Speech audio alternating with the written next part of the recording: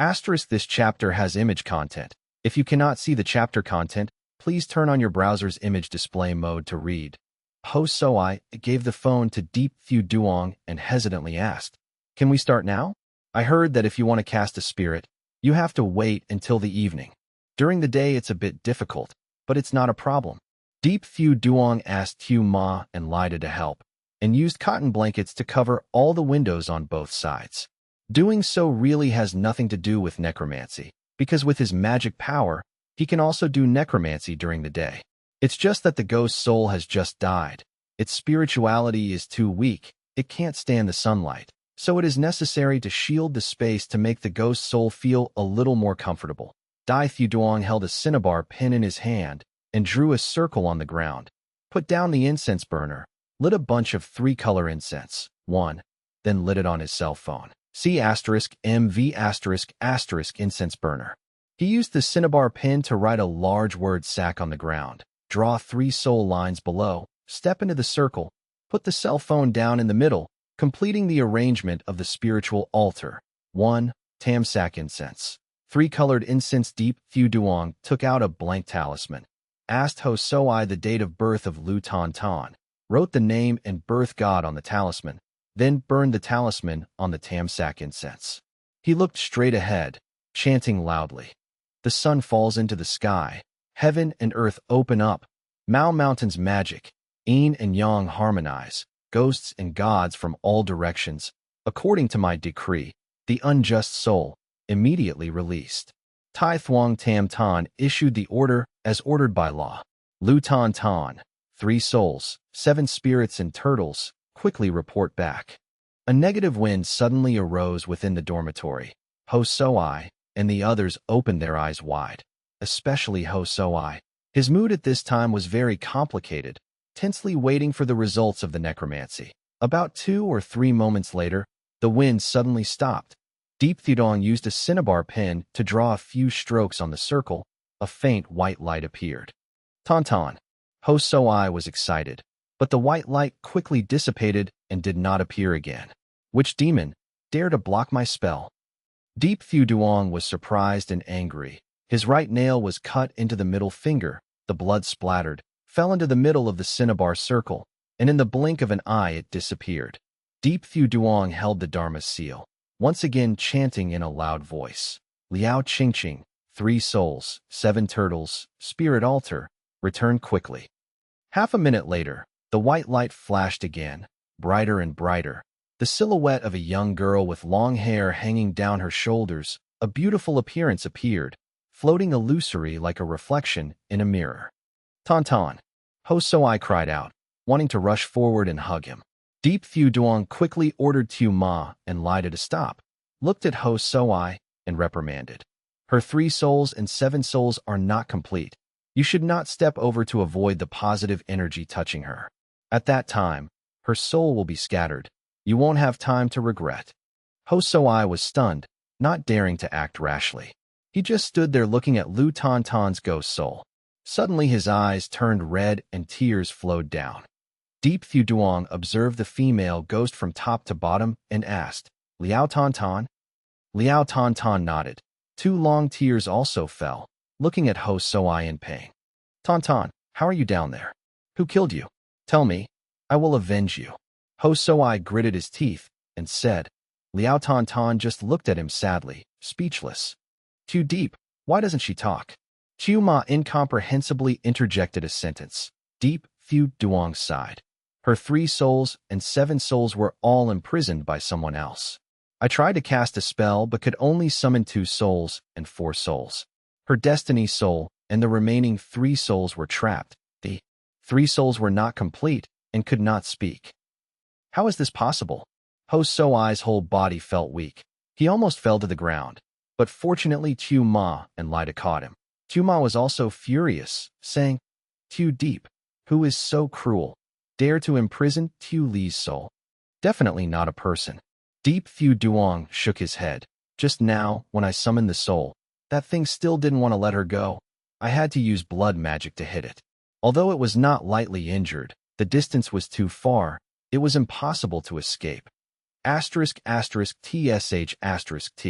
Lu Tantan's soul is still imprisoned by it. Deep Fu Duong waved his hand at Qiu Ma, signaling him to be quiet, turned to Lu Tantan to comfort him. You don't have to be afraid. I am Heavenly Master Maoshan. I agree with you. Sooner or later, I will save the remaining 1 soul and 3 souls, gathering all your souls. Liao Tantan could do nothing but bow and express his gratitude. Thank you. I will use the Maoshan secret technique to open her forbidden Tian Mon, so that she can speak temporarily. Don't disturb.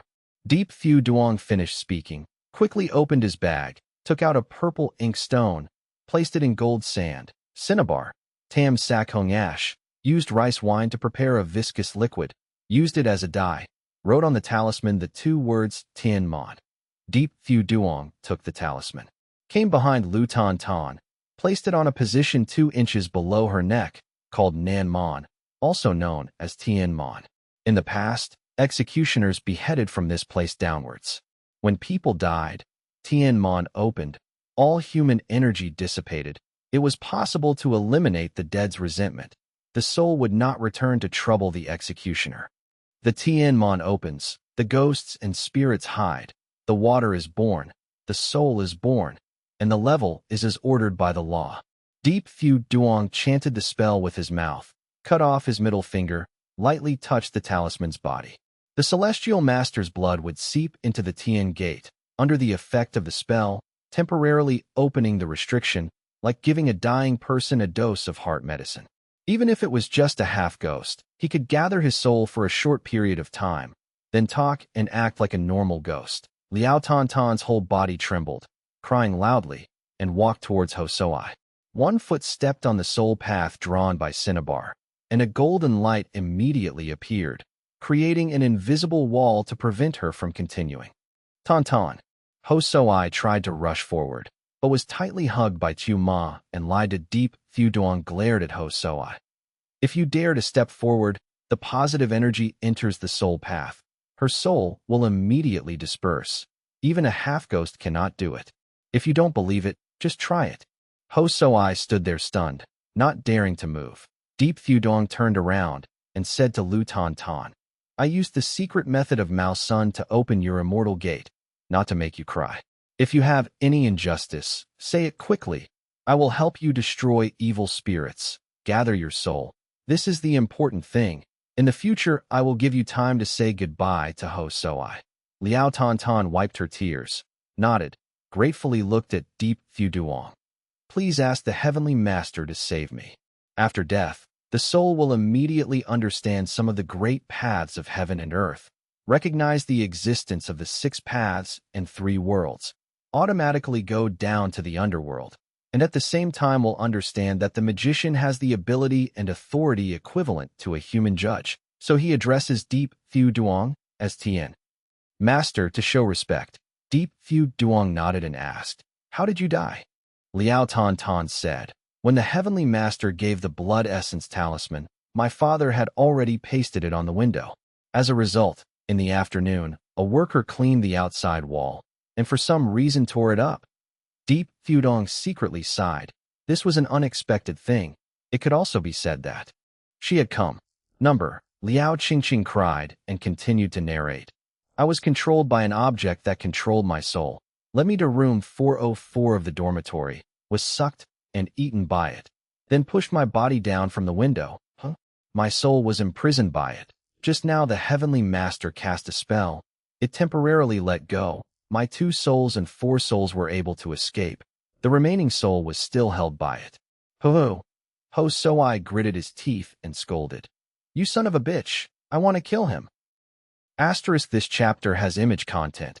If you cannot see the chapter content, please turn on your browser's image display mode to read. Deep Fu Duong looked at him without saying anything and asked Lu Tantan again, Is your soul now in the hidden dormitory? Liao Tantan nodded. What is that hidden nest? Like, how many ghosts and evil spirits are there?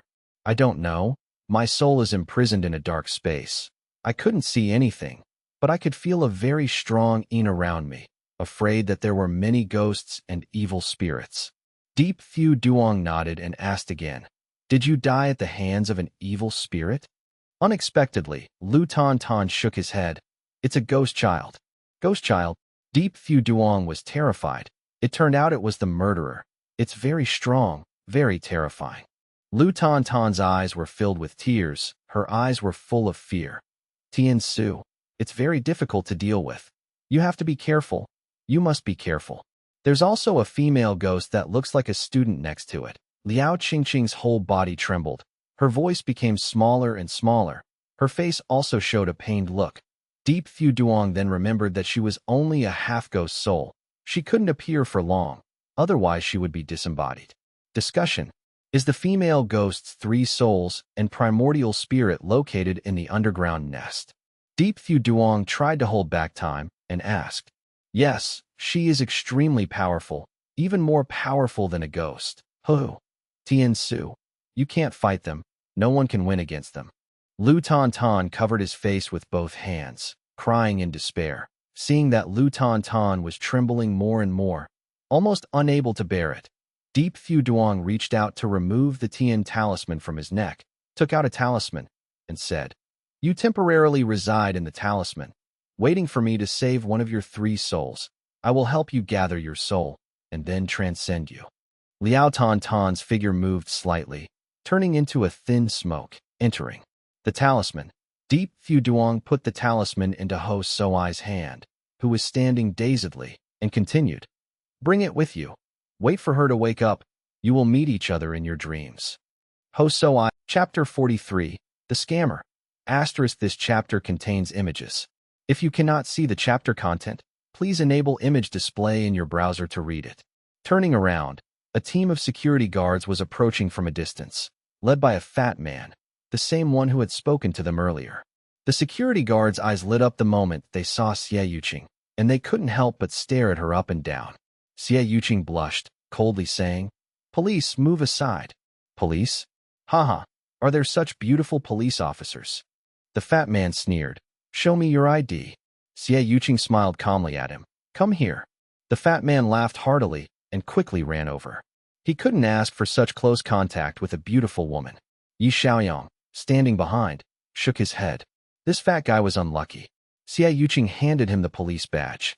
The fat man reached out to take it, intending to take the beautiful woman's small, pretty hand, when suddenly his chubby hand was firmly grasped by her. He secretly felt delighted. The beauty was so proactive. But before he could enjoy it, Xie Yuqing suddenly leaped up and kicked him in the belly. You dare to act like a hooligan and touch my hand in front of everyone? You want to die? The fat man squatted on the ground, clutching his stomach and groaning. After a long time, the pain subsided, and he looked up at Xie Yuqing. You falsely accused me, and you even hit me. Xie Yuqing held the police badge in front of him, patted his shoulder, and said, You were the hooligan first, so who else should I hit? What? If you have any complaints, let's settle it at the station. The fat man saw the police badge and suddenly understood the meaning of her words, shaking his head vigorously. He said, Police sister, please be lenient. I was wrong. I won't joke around anymore. Xie Yuqing smiled and asked, What's your mission? Reporting to the police. The school assigned us to guard near the dormitory to prevent students from skipping classes or approaching the area where the sorcerer is performing his ritual. Chapter 44. Expelling the Evil Spirit. Boom, boom. The thunder rumbled incessantly. Taoist Master Lu looked as if he'd been struck by lightning, jumping around and crying, his appearance utterly comical. His imposing demeanor during the ritual had vanished, and some in the crowd couldn't help but laugh. What's happening? Which high-ranking master is performing the ritual? Please spare my life. Taoist Lu clutched his head and fled for his life, like a dog in mourning. Yi Xiaoyang chuckled coldly, retrieved the lightning-attracting talisman, chased after him, and patted Taoist Lu on the shoulder, saying, Master, weren't you trying to catch a ghost? You haven't caught one yet. Who gave you permission to run? But, this ghost is too powerful. My magical power is limited. I couldn't catch it. Yi Xiaoyang couldn't help but laugh. Still pretending with me?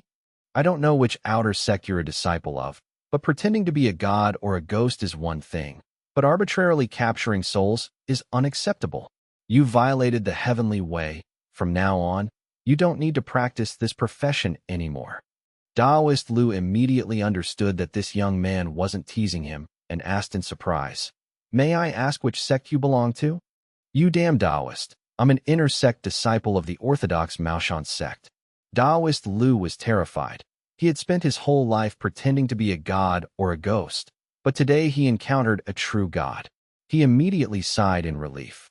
He pleaded for forgiveness. This old man is ignorant and has offended the immortal master. This old man is guilty, and from now on, I will not dare. I will not dare to pretend to be a god or a ghost again. Words alone are not enough proof. Yi Xiaoyang took a purple talisman and held it up in front of Daoist Lu. Daoist Lu was shocked. Only high-ranking masters with the title of Heavenly Master could use the purple talisman. He never expected this young man, so young, to already be a heavenly master, truly worthy of being a true Maoshan disciple. Yi Xiaoyang took out a cinnabar brush and quickly wrote on the talisman. Today, a Daoist disciple, Lu De Mao, is stealing souls and committing evil deeds.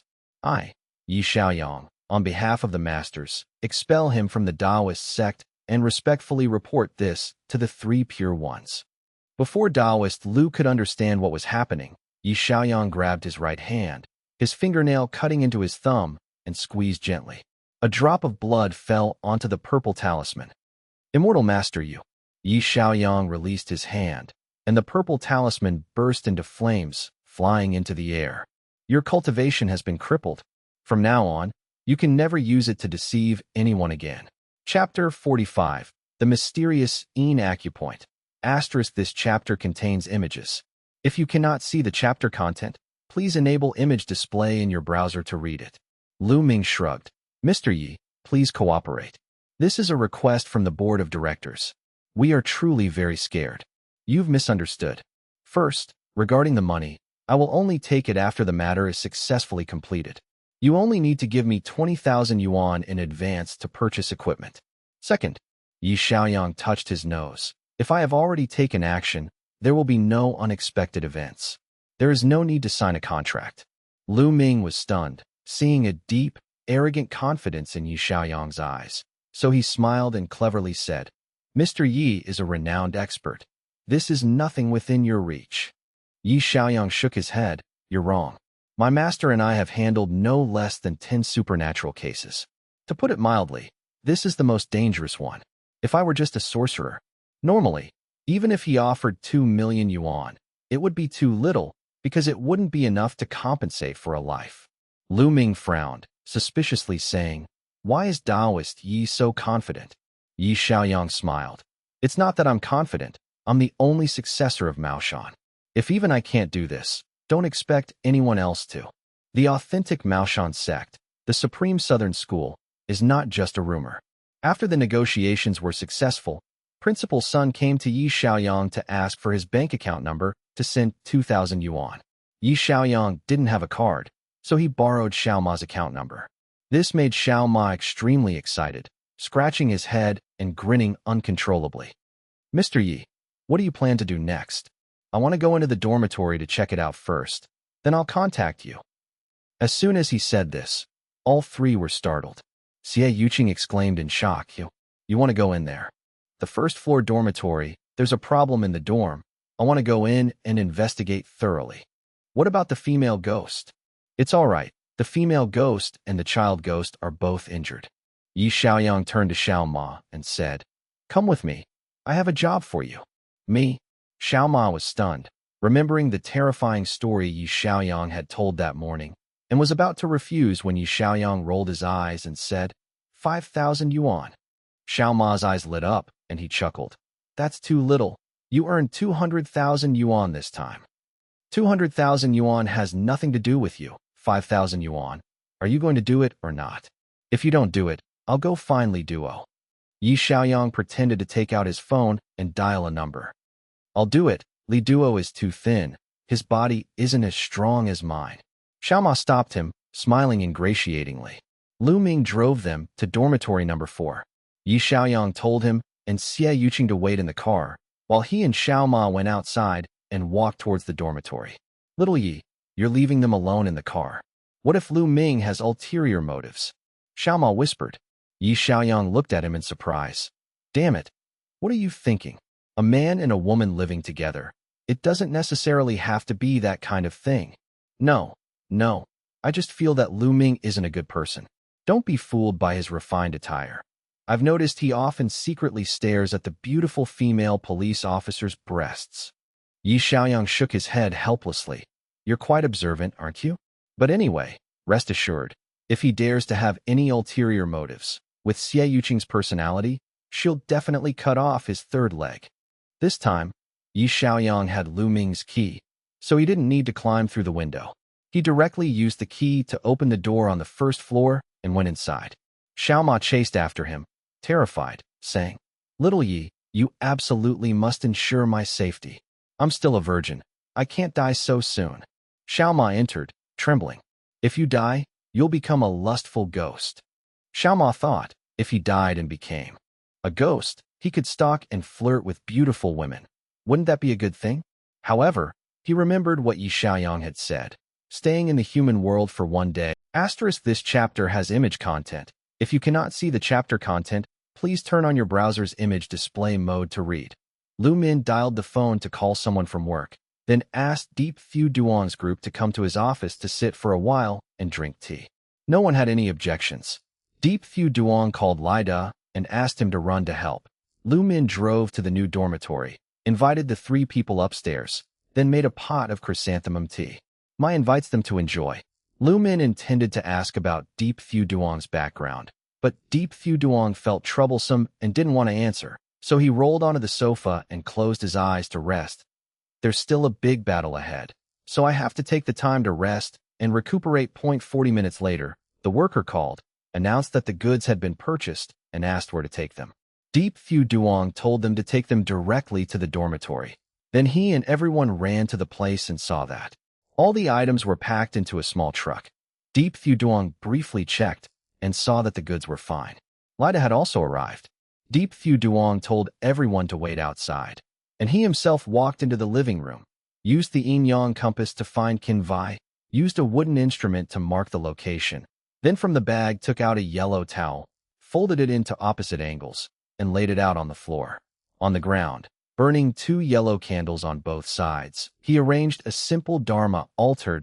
He took out a rolled-up painting from his backpack, opened the painting, hung it behind the Dharma altar, placed a bowl of incense in front of the painting, lit 3 bunches of Tian Mok Tang incense. 1, with the function of warding off evil spirits, placed 4 Jiao Du lamps on the 4 corners of the hall, used Do Cuc to pull a red string, used the Chong lantern as a fulcrum, forming a large circle, pulling and whispering. I have a booth. Huge room, half of which was rented by King Zhuanlun. Sometimes a line of light emitted. The evil spirits of the world did not dare to block it. It took about half an hour for Deep Fu Duong to arrange the altar, but it certainly had to be arranged. Then he asked Tu Ma and Lida to help carry the items up from the car. Coming to the hall, seeing so many items displayed, Tu Ma immediately asked sadly, Too Deep, why are you doing it so solemnly? Deep Fu Duong explained, when opening the statue, if the seal is broken, the consequences will be very serious. It's serious, we have to be prepared. Ta Vu Tin also walked over, stared at the picture hanging on the altar, asked, Who is that? Chuang Tian Su. Don't talk nonsense, this is Vu Kim. Vu Kim. Tu Ma happily chimed in with a sentence. Who is in the comedy duo Quach Duk Quang? Vu Kim. Deep Fu Duong kicked his butt. Vu Kim, too, is an important official of the Ming dynasty, a national hero. 2. Vu Kim, 1398 to 1457 crown doctor, had merit in the battle to quell Han King Chu Chaohuck's treason, was approved by Ming Tuan Tong, respected and took charge of Nam Tuan Fu Sun Te during the Ming dynasty. During Min on Tong's time, he offended and was sent to prison by the king. Then he was released and became Ti Lang of the Ministry of Military Affairs, then became the Minister of Military Affairs, then became the Deputy Tai Deputy of Crown Prince Dai Tong. On Tong launched a usurpation of the throne, Vu Kim was falsely framed, accused of unrighteous speech, wanting to establish his own crown prince, treason, then executed in the market. The Ta Vu Tin winked. He is a Taoist? No, Vu Kim was a civil servant in his life, died unjustly and died in vain, was ordained on Fong then Dai, became Zhong Tiu Tian Quan, the world's devil. Everyone admires God. This is his painting. It has a certain effect of repelling evil. Ta Vu Tin seemed to understand. Then fell silent. The octahedral glass mirror has two faces arranged in a group. The inside of the glass is arranged in a square, supported by the mirror stand. Deep Fu Duong pulled the red line from the ink dough and wrapped it around the mirror. What is this for? Ta Vu Tin looked very curious. If ghosts break the seal, the mirror surface can reflect negative energy, preventing them from running away. The best thing is a bronze mirror, but if you can't find it for a while, a glass mirror can also be used to accept it. 2 drills were brought into the living room. Several of them fiddled with them for half a day, not knowing how to use them. Ta Vu Tin had to turn on his cell phone and go online to look up how to use them, then called Lu Min to bring 2 piles of electrical wires from outside. Lida and Tu Ma picked them up to experiment. It wasn't too difficult. After groping for a while, they knew how to use the drill. Deep Fu Duong then commanded them to carry the machines. The drill went to the earth model, continuously drilling on the position of the statue's price and the cement layer below. You must be careful, a little difference is okay, don't overdo it. Deep Fu Duong warned again. The drill made a loud noise. Cement dust flew everywhere. The entire living room was covered with dust. Deep Fu Duong took out a mask and gave it to each person. Only then did everyone know the use of the mask. I couldn't help but admire Deep Fu Duong's careful thinking. When the contact between the statue's stand and the cement block cracked, Deep Fu Duong quickly took out the metal cutter, experimented first before using it. Because this toy was too large, it was easy to cut into the arm. Once done, he himself went into battle, cut off the support and the cement layer, then tried to shake the globe, and it wobbled. Deep Fu Duong pulled the phoenix. At first glance, it was clear that it had been moved. Then a layer of cement was poured on the outside to stabilize it. But if it was built from below, it would not have been possible for him to gently cut it out like that. Deep Fu Duong asked everyone to move forward together, carefully taking the statue down, revealing a floor covered with red tiles, completely opposite to the ash-filled ground next to it. Weird, why did you build a different place like that? Is that so? Lu Min asked suspiciously. You guys go out first, come to the glass and wait for me. Don't come in here for now. Deep Fu Duong advised, waiting for everyone to go out. He alone stepped forward, squatted down, lifted his hand up, and sure enough, as he predicted, the floor moved. What exactly is underneath? We will soon know. Deep Fu Duong took a breath. Deeply, trying to lift up the floor, a van appeared under the light of Truong Min Chuk. Deep Fu Duong looked closely. The van was made up of a shiny fluid, slowly moving, under the candlelight reflecting a bit of silver light, looking very magical. Deep Fu Duong closed his eyes to feel it for a bit. There was no problem.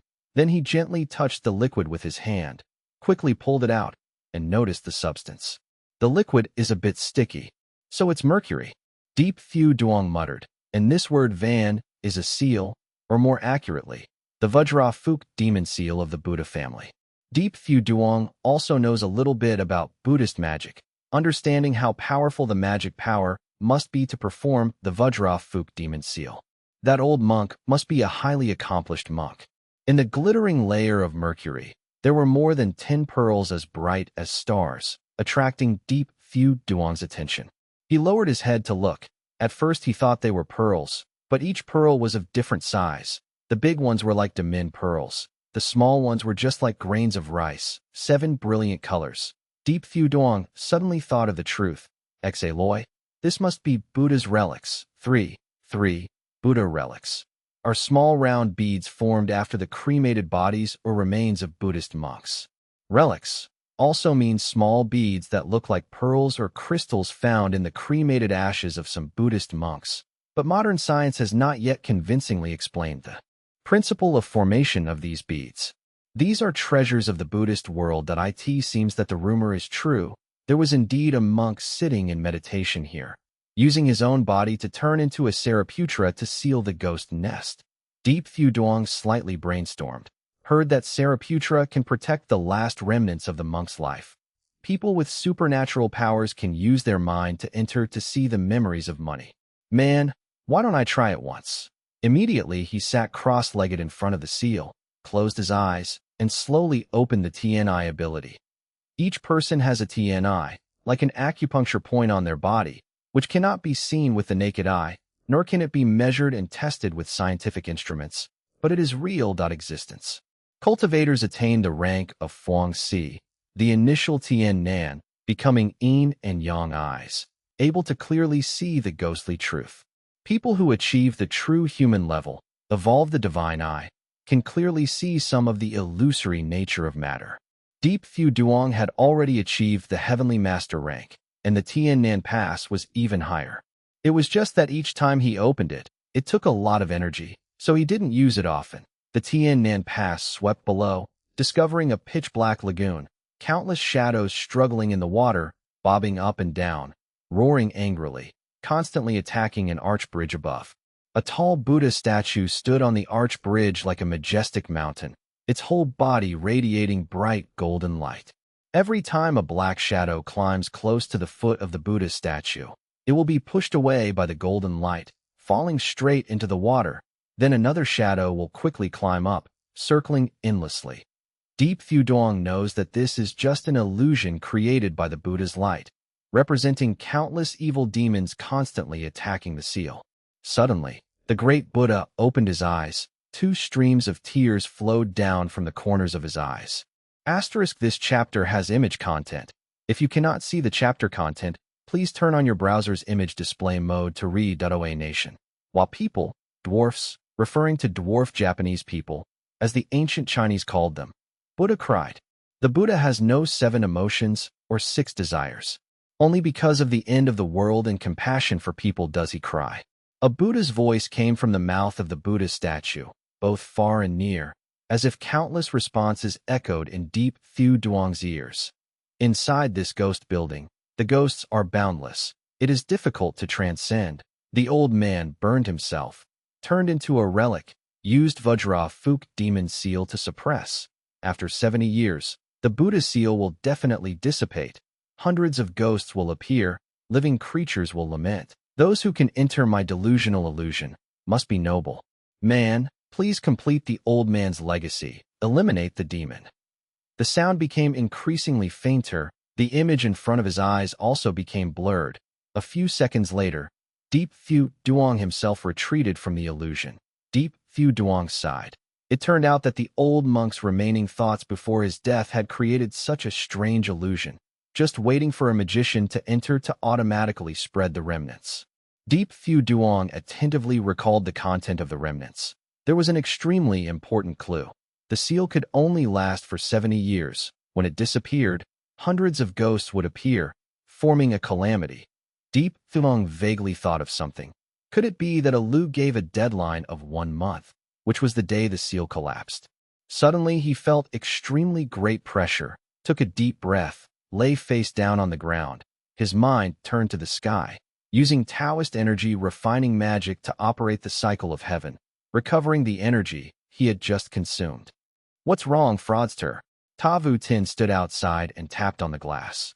Deep Fu Duong stood up, wanting to go out. Suddenly there was a sound like splashing water bubbles behind him. Quickly turning around, a short ghost wearing Japanese military uniform crawled out from the crack with the word van, as big as a finger. Just like the genie in the Aladdin story, his body immediately transformed through the gap into a huge person. Japanese ghost. Japanese ghost ban. Its appearance helped Deep Fu Duong confirm the rumor. Indeed, that year, there were Japanese soldiers who committed suicide, forming a negative nest, and they were the owners, absorbing more negative energy than ghosts from the outside. So in less than 100 years of cultivation, their cultivation reached the level of resentment. Their whole body emitted a green light. And this guy has a chubby figure, a rugged jaw like a toad, a small beard under his nose, a very funny shape, holding a Japanese sword, looking at Deep Fu Duong fiercely and greedily. Since you're here, then you have to fight. Hey, can I come in? Ta Vu Tin had not finished speaking before rushing in. Following her was Tu Ma. Deep Fu Duong wanted to stop the two, but it was too late. Tin and Tuma were curious and wanted to go in to see what he was doing. Who would have thought that as soon as they arrived, they saw a ghost and could only stand there in bewilderment. Japanese ghost. Tuma screamed loudly. Deep Fu Duong pulled out Dao Ma Kim and struggled with Le Ghost, ordering the two of them. Quickly pull out the incense candle. One south and one north stand in the corner. No matter what happens, don't move. It was not the first time the two of them had encountered a ghost. They quickly recovered their spirits, quickly obeyed, pulled out a candle from the altar and held it up in front, one south and one north, standing in opposite corners. Mirrored, the candle made from the powder of seven-star grass can chase away demons. The candlelight is refracted through the two sides of the mirror to form a magical barrier, enough to protect two people. Too deep. Where did this demon get the Japanese sword? Tuma, standing in the corner, was also not at peace, curiously asked. It is the Guardian. Japanese devil. The Guardian, of course, must be a Japanese knife. That's not right. Doesn't the Japanese devil hold a machine gun? Why don't you say it holds an atomic bomb too? Deep Fu Duong glanced at him, not wanting to explain the principle of forming the Guardian object anymore. The Guardian object can only be a weapon close to the body, and the structure must be simple, easy to control, and most importantly, it cannot be stronger than the cultivation level. This Japanese demon has been sealed for nearly 100 years and has finally seen the sunlight, maybe for the first time that he thought about taking revenge on society, killing people indiscriminately. But as soon as he escaped, he encountered a magician blocking his path. He was extremely angry. He didn't say a word, just shouted loudly, holding a knife and slashing straight at Deep Fu Duong. Little devil, come here, die. Deep Fu Duong caught many types of ghosts, but this was still the first time meeting a Japanese ghost. A feeling of excitement rose in his heart. Kill the devil to save the country. Put cinnabar on his hand. Right on Dao Ma came a line of incantation, facing the Japanese sword. A sword stabbed forward. The Dao Ma Kim is very short, only about 3 inches. The Japanese knife is nearly a meter long. It looks like it cannot fight at all, but as soon as it collides, the spell on Dao Ma Kim suddenly activates. Golden light spreads in all directions, piercing countless holes in the body of the Japanese ghost. The demon Japan knelt down on the ground. His body rapidly changed. His military uniform quickly crumbled. His whole body skin began to rot, revealing a pile of white, pink pussy, flabby like rotten mud, then trembled and jerked continuously. Looking closely, it turned out that it was not him shaking, but countless maggots pouring out from his body endlessly. Not only maggots, but also many black and white insects and lice. Carcasses, multi-legged centipedes, each gnawed a piece of meat and crawled out, then crawled into another part of the body. The Japanese devil tried to get up, crawled towards Deep Fu Duong, moved slightly. A pile of meat on his body fell off. His eyes also fell out. A large centipede crawled out from the left eye socket. Then from the right eye socket, there was a squeaking sound inside. Another mouse ran out from the socket. Eyes. Ouch! Tin had never seen such a disgusting scene, so he quickly bent down and vomited. Damn, I'm so sick. Chuma covered his mouth and cried out. He often followed Deep Fu Duong. He had seen many dried corpses with horrifying appearances. However, good or bad, he had blankets and blankets. He didn't have to vomit. He only felt his stomach ferment. He took a deep breath and said, Little Deep, isn't this just a ghost? Where do these insects, lice, etc. come from? This is its true body, its appearance at the time of death. Death. Deep Fu Duong frowned, feeling uncomfortable in his gut. Illusion? You shouldn't believe it. Ma exclaimed. That's not true. Every person must rot after death. But why is it only like that? How disgusting. Deep Fu Duong stepped forward, stabbing a sword into the eye of the Japanese devil fruit. The Japanese devil's whole body trembled, as if he had been electrocuted. Suddenly, all the insects in his body crawled out, running scattered all over his body. The situation could no longer be described by the word nauseating. This time, it was Ma's turn to not be able to bear it. He immediately bowed his head to the ground and vomited. Damn it.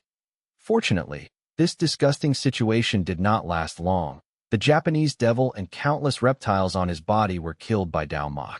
The sword struck him dead, quickly turning into a pool of black water. Countless essences flew out from it. Deep Fu Duong took a deep breath and replied to Chu Ma.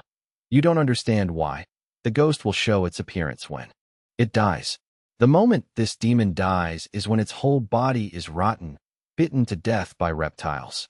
The whole body is rotten, bitten to death by reptiles. Chu Ma whispered and repeated, saying, That's so unscientific, but for a special reason. Even though the body is dead, the spirit is immortal. It's not until the body reaches a high level of decay and its internal organs are eaten away by worms that it will officially die. Deep Fu Duong said thoughtfully. Before it was born, it must have been raised as a corpse or manipulated by a wizard, so this phenomenon was formed, but that is all a thing of the past. There is no need to study it carefully. Chu Ma thought of the scene. The person was still alive, his eyes opened wide, staring at his rotten body, being crawled in and out by worms, but he could only feel helpless. His whole body trembled a bit, muttering, This is scary, this is right. Is the cruelest way to die in the world. Deep Fu Duong smiled. You haven't seen it all yet. Chu Ma still wanted to say something. Suddenly his pupil shrank. Look behind. Deep Fu Duong shouted. Too deep. Hurry up, there's a ghost coming out again. Chapter 48. The Brightness of the Pishio Seal. Asterisk. This chapter contains images. If you cannot see the chapter content, please enable image display in your browser to read it. Yi Xiaoyang hurriedly turned his head to look. From the crack in the character, Wan, ghost spirits continuously emerged. In an instant, there were more than 10 of them, each emitting a bright blue light. At the lowest level were the wandering spirits, followed by vengeful ghosts, some of whom were Japanese demons, and a few local ghosts attracted by the dense Yin energy of the Yin lair, entering to cultivate, and finally being suppressed en masse by the old monk. Having just seen Yi Xiaoyang kill that demon, they weren't stupid. Knowing how powerful he was, they didn't dare to step forward boldly. They looked at each other, waiting for someone to go first as a sacrifice. These ghosts had been imprisoned for decades, and after finally escaping, they encountered a killer like him. They were extremely resentful, but didn't know what to do. Humph, you local ghosts colluding with Japanese ghosts. You're a bunch of Han traitors, no, a bunch of demon traitors. Yi Xiaoyang pointed at the Chinese ghosts and rebuked them. The spirit of the demonic sect is inherently narrow-minded. If they become demons and choose to cultivate evil, they will naturally lose their national pride. Moreover, they are all demons from hundreds of years ago, when Japan hadn't yet invaded China, so they naturally understand nothing about national hatred. Come here, let's go. Yi Xiaoyang raised the peachwood sword in front of them, but the demons retreated even further, not daring to advance. Suddenly, they all looked at the crack, their faces filled with anticipation. Damn it, even demons know fear. Xiao Ma sighed, shaking his head. At this moment, an unusually large demon emerged from the crack. Its face was green with yellow fangs, its appearance extremely terrifying, holding a long, glittering chain in its hand. Its entire body emitted a dazzling red light, indicating that it had reached the level of a vengeful demon. Ordinary evil spirits would need at least 500 years of cultivation and 2 heavenly tribulations to achieve such a level of power. Chapter 49. Immortal Realm Acupressure. Asterisk. This chapter contains images. If you cannot see the chapter content, please enable image display in your browser to read it. Yi Xiaoyang left the dormitory, told Lu Ming to lock the gate tightly, and then pasted a talisman on top of the gate. Although the vengeful spirits had been sealed beneath the Yin lair, if they were to escape, at least, these things could still stop them. Lu Ming asked curiously, Why is your talisman purple? Is it any different from a yellow talisman? There's a big difference. Talismans come in 4 colors: yellow, green, blue, and purple. The yellow talisman is just a basic talisman, the kind that Taoist acolytes often use. Just using a yellow talisman to paste on the gate is useless, not even as useful as a few chains. Taoist acolyte. Does that mean I've been tricked? Lu Ming muttered under his breath, then looked at Yi Xiaoyang, his face filled with admiration as he said, Mr. Yi, you truly are a great master. I'm already a heavenly master. Yi Xiaoyang corrected. Heavenly master? What's a heavenly master? And a Taoist acolyte too. You're just an ordinary person. Why do you need to know so much? Go find the information quickly and contact me when you find it. Yi Xiaoyang rolled his eyes. Ever since discovering that the old man had taken advantage of Xie Yuqing, he had been extremely annoyed. Even his speech was angry. All right.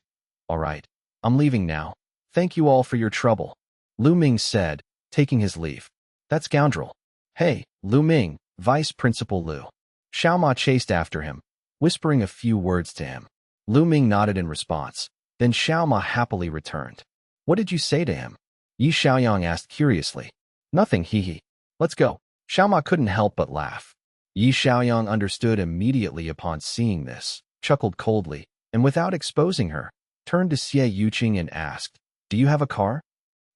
This chapter has image content. If you cannot see the chapter content, please turn on your browser's image display mode to read. What? Stop it. Just hearing the name, I know it's not a good place. I won't go. Deep Fu Duong waved his hand. Why isn't it a good place? I heard the name and already know that it's good. Press that acupressure in the fairyland. Click on it to make me grow wings to become a fairy and fly up to the fairy world. Old Quach used a voice filled with seduction. Deep Fu Duong opened his mouth and muttered, Senior brother, I always thought that even though I was a crook, I was still an honest person. I didn't think you were that kind of person. What kind of person? It's not what you think. Old Quach grabbed his arm. Try it and you'll know. I guarantee you'll love it once. Let's go. I invite you. Deep Fu Duong didn't listen, grabbed his bag, and quickly ran away. As soon as he got into the taxi, he sighed, thinking to himself that he was lucky that he had a strong will. Otherwise, he would have been lured into the devil's cave by Old Quach, and tonight he might have lost his virginity. But when you think about it, what kind of fun is acupressure in the fairyland? Is it really as comfortable as what Old Quach said? Back at the dormitory, Tu Ma was fast asleep. Deep Fu Duong had just been drinking. His head was a bit dizzy. After brushing his teeth, he fell asleep at 9 o'clock in the morning. Deep Fu Duong woke up, saw Tu Ma still snoring, shook his head, brushed his teeth, and washed his face, then went to the apartment. Breakfast news. He received a phone call from Ta Vu Tin informing him that he had found documents related to dormitory number 4, telling him to find a place to meet and look up clues about the dormitory together. Deep Fu Duong thought for a moment and said, You go to my dormitory. It's not safe anywhere else. 20 minutes later, Deep Fu Duong and Ta Vu Tin were standing downstairs in the dormitory. Today she was not wearing a police uniform, nor was she wearing suggestive clothing. Feeling like the day before, wearing only a set of sports clothes, long hair tied in a high bun behind the head, exuding a very active and comfortable demeanor. Take it. Ta Vu Tin threw a stack of documents over to Deep Fu Duong. Many of the pages were yellow. Looking at them, you could tell they had been there for at least several decades. Why do you want me to come to your dorm? Are you planning on showing off to your friends? Showing off that you have such a beautiful girlfriend? Ta Vu Tin winked and said, You're thinking too much. Deep Fu Duong glanced at her. My room has countless magical weapons. No matter if there are ghosts or evil spirits approaching, I can feel it. It's simply that my magical weapons are not convenient to move, so I asked you to come here. If you see someone nice to see, I will introduce them to you. Ma was sleeping with his butt up, wearing only a boxer and a large pink flower embroidered shirt. He suddenly frowned and said to himself, I'm blind. Deep Fu Duong said, Don't mind, let's do something. Work? Tuma rubbed his face and sat up. As soon as he saw Ta Vu Tin, he was shocked and smiled evilly at Deep Fu Duong. Whoa, do you two want to work here? Too deep. You are too frugal. You have to cover up everything, good or bad. Ta Vu Tin conveniently picked up an item of clothing and threw it at Tu Ma. But looking closely, he saw that it was a pussy, not knowing who it belonged to. So he quickly threw it down, ground, then ran to the bathroom to wash his hands, feeling extremely frustrated. Deep Fu Duong opened the document, looked at the hundreds of pages of long documents, and said with emotion, You are so powerful and generous. You can bring out so much information. Some are school records, others are internal information of the police department. I haven't seen it yet, so I don't know what information is useful. You just slowly search for it. Okay. Deep Fu Duong called Tu Ma to come. The three of them divided the documents to check. As long as they discovered clues related to the dormitory, they would read them on the spot, then analyzed as a result of discovery. The earliest documents related to the dormitory were only available in 1945. That year, Japan surrendered. The government took back the Thachton military hospital and discovered that inside the hospital, that is also the signature. Dormitory number 4 today, corpses are piled up, scattered all over the ground. A scene made people startled. The government advocated a humanitarian spirit, burying the bodies of soldiers on Chivan-san. Not long after, that building began to have ghostly events. One after another, people unexpectedly died inside. Tavu Tin saw this, frowned and said, "It's different from the rumors. Weren't those people forced to commit suicide?" Deep Fu Duong said, "Just rely on this as a standard. If the documents have been recorded, then it probably won't be wrong." Tavu Tin said, "I know, but how did these people die? No one attacked them. Did they commit suicide for no reason? As far as I know, when Japan surrendered and let go of their weapons, all the Japanese soldiers had safely retreated. Why didn't these people follow? On the contrary, they all died. Is it difficult for you to understand?" Listening to Tavu Tin, is it difficult to understand? Having said that, Deep Fu Duong also felt suspicious. There was clearly something strange about this matter, but based on documents alone, it was impossible to analyze the cause. Tuma pointed to a few pages of paper and said, "There is a list of people who died and a summary above. Do you want to see it?" Deep Fu Duong grabbed it and opened the first page, on which was written, "Based on the hospital records, arrange the documents of the victims. The person dies for later generations to investigate. Below are people's names. Behind is information about positions and hometowns. Some people only have names." Deep Fu Duong glanced at them. They were all Japanese soldiers. I had no intention of setting up a steal for them. What was the point of studying these things? I was about to throw them away. Suddenly my eyes moved. I discovered the name of a Chinese person. Feng Tam Viewed at the back, there was an introduction. A student at Thachton University, studying medicine abroad. In Japan, then returned home to work as an interpreter for the Japanese government. Was transferred by the Japanese army. Became an interpreter and a doctor for the Japanese military hospital. What caught Deep Fu Duong's attention was a passage. When the Chinese government entered the military hospital, they discovered this girl lying on the operating table, surrounded by rotting corpses. Only she had a normal body. Her face looked like a living person. After that, the government buried all the bodies in Tavan-san. Not long after, this area was dissolved. The mountain people moved to another place. Deep Fu Duong took a deep breath, pointed at Feng Tam Vu, and said, 80% is the person we want to find. Tavu Tin frowned. Female ghost girl. That's right, her background and age both correspond. Plus she died very mysteriously. The corpses, all other bodies were rotten. Only her body was still perfect. Just like a living person, she must have experienced a strange love while she was alive. Deep Fu Duong thought for a moment, looked at Tavu Tin and continued. Now that you have a name, can you think of a way to investigate her documents, especially the date of birth? Tavu Tin did not understand and said, "They have all become ghosts. What is the use of investigating?" "Of course it is useful. If I know her date of birth, it will be easier for me to deal with her." Tavu Tin nodded. Head said, "Then I will go back to investigate. What do you plan to do next?" "Go to Tavan-san, find her body." Tavu Tin was stunned and said, "I know there is a mountain named Tavan south of the university, not far from here. I don't know if it is it or not. Do you want to go and see?" "Of course." Deep Fu Duong said, "That year there were so many bodies in the military medical hospital. It would be quite troublesome to deal with. We can only bury them nearby, not too far." Deep Fu Duong finished speaking, called Mr. Quach to explain the situation, asked him to bring some things, thought for a moment, then called Lida, told him to come too. At that time it might be a bit laborious, but he couldn't act alone, and if he found a stranger, he was afraid that the rumor would go bad. Only Lida and Tuma were the two best people. Chapter 51, Living Test. This chapter contains images. If you cannot see the chapter content, please enable image display in your browser to read it. Yi Xiaoyang prepared his belongings, and the three of them went out the door to wait for Li Duo and Old Gua to arrive.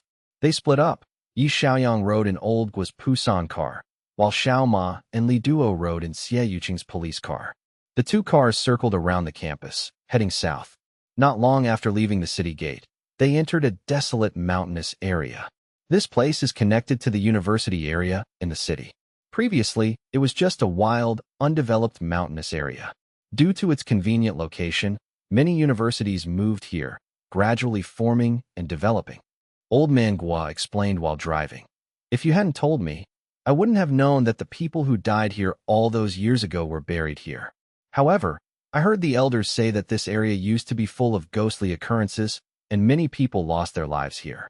Afterward, the whole village moved away, and no one bothered to develop or cultivate it anymore. Until today, no one pays attention to it anymore. Yi Xiaoyang shook his head. Luckily, no one has developed it.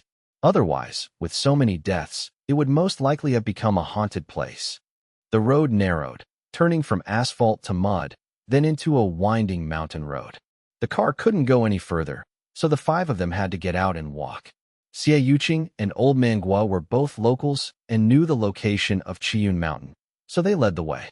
Reaching the summit of a mountain, Old Man Gua, panting, pointed to the opposite mountain and said, "That's Qiyun Mountain, little one.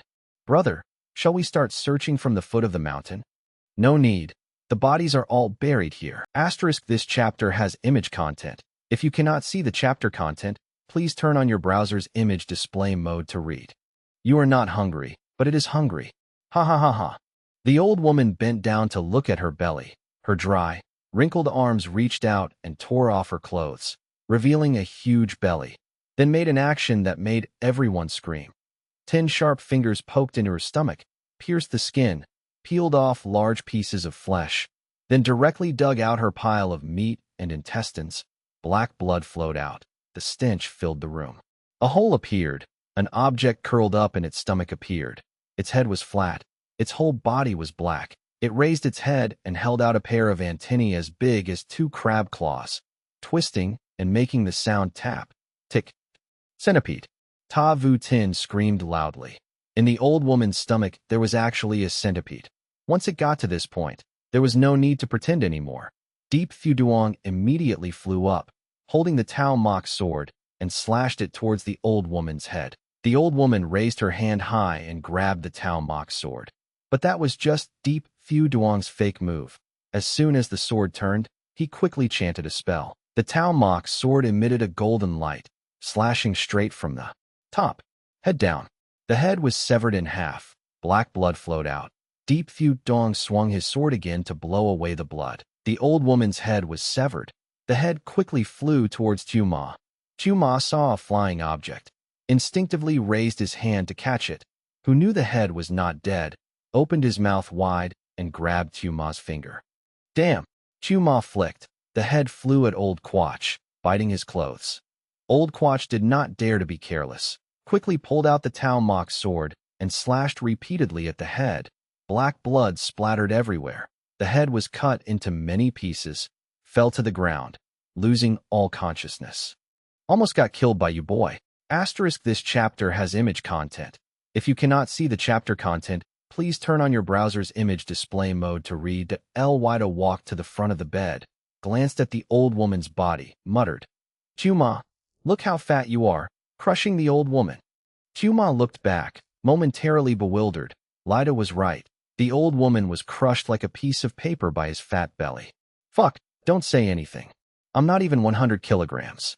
But it has nothing to do with you. Deep Fu Duong said, "This is just a corpse. Her true body is over there." Everyone bowed their heads to look back. The old woman's body lying on the ground had been destroyed by Deep Fu Duong and the 3-tailed centipede. Everyone suddenly frowned. Wida said, "I really don't understand. Fu Duong brother, how can one person have 2 bodies, and both of them exist at the same time?"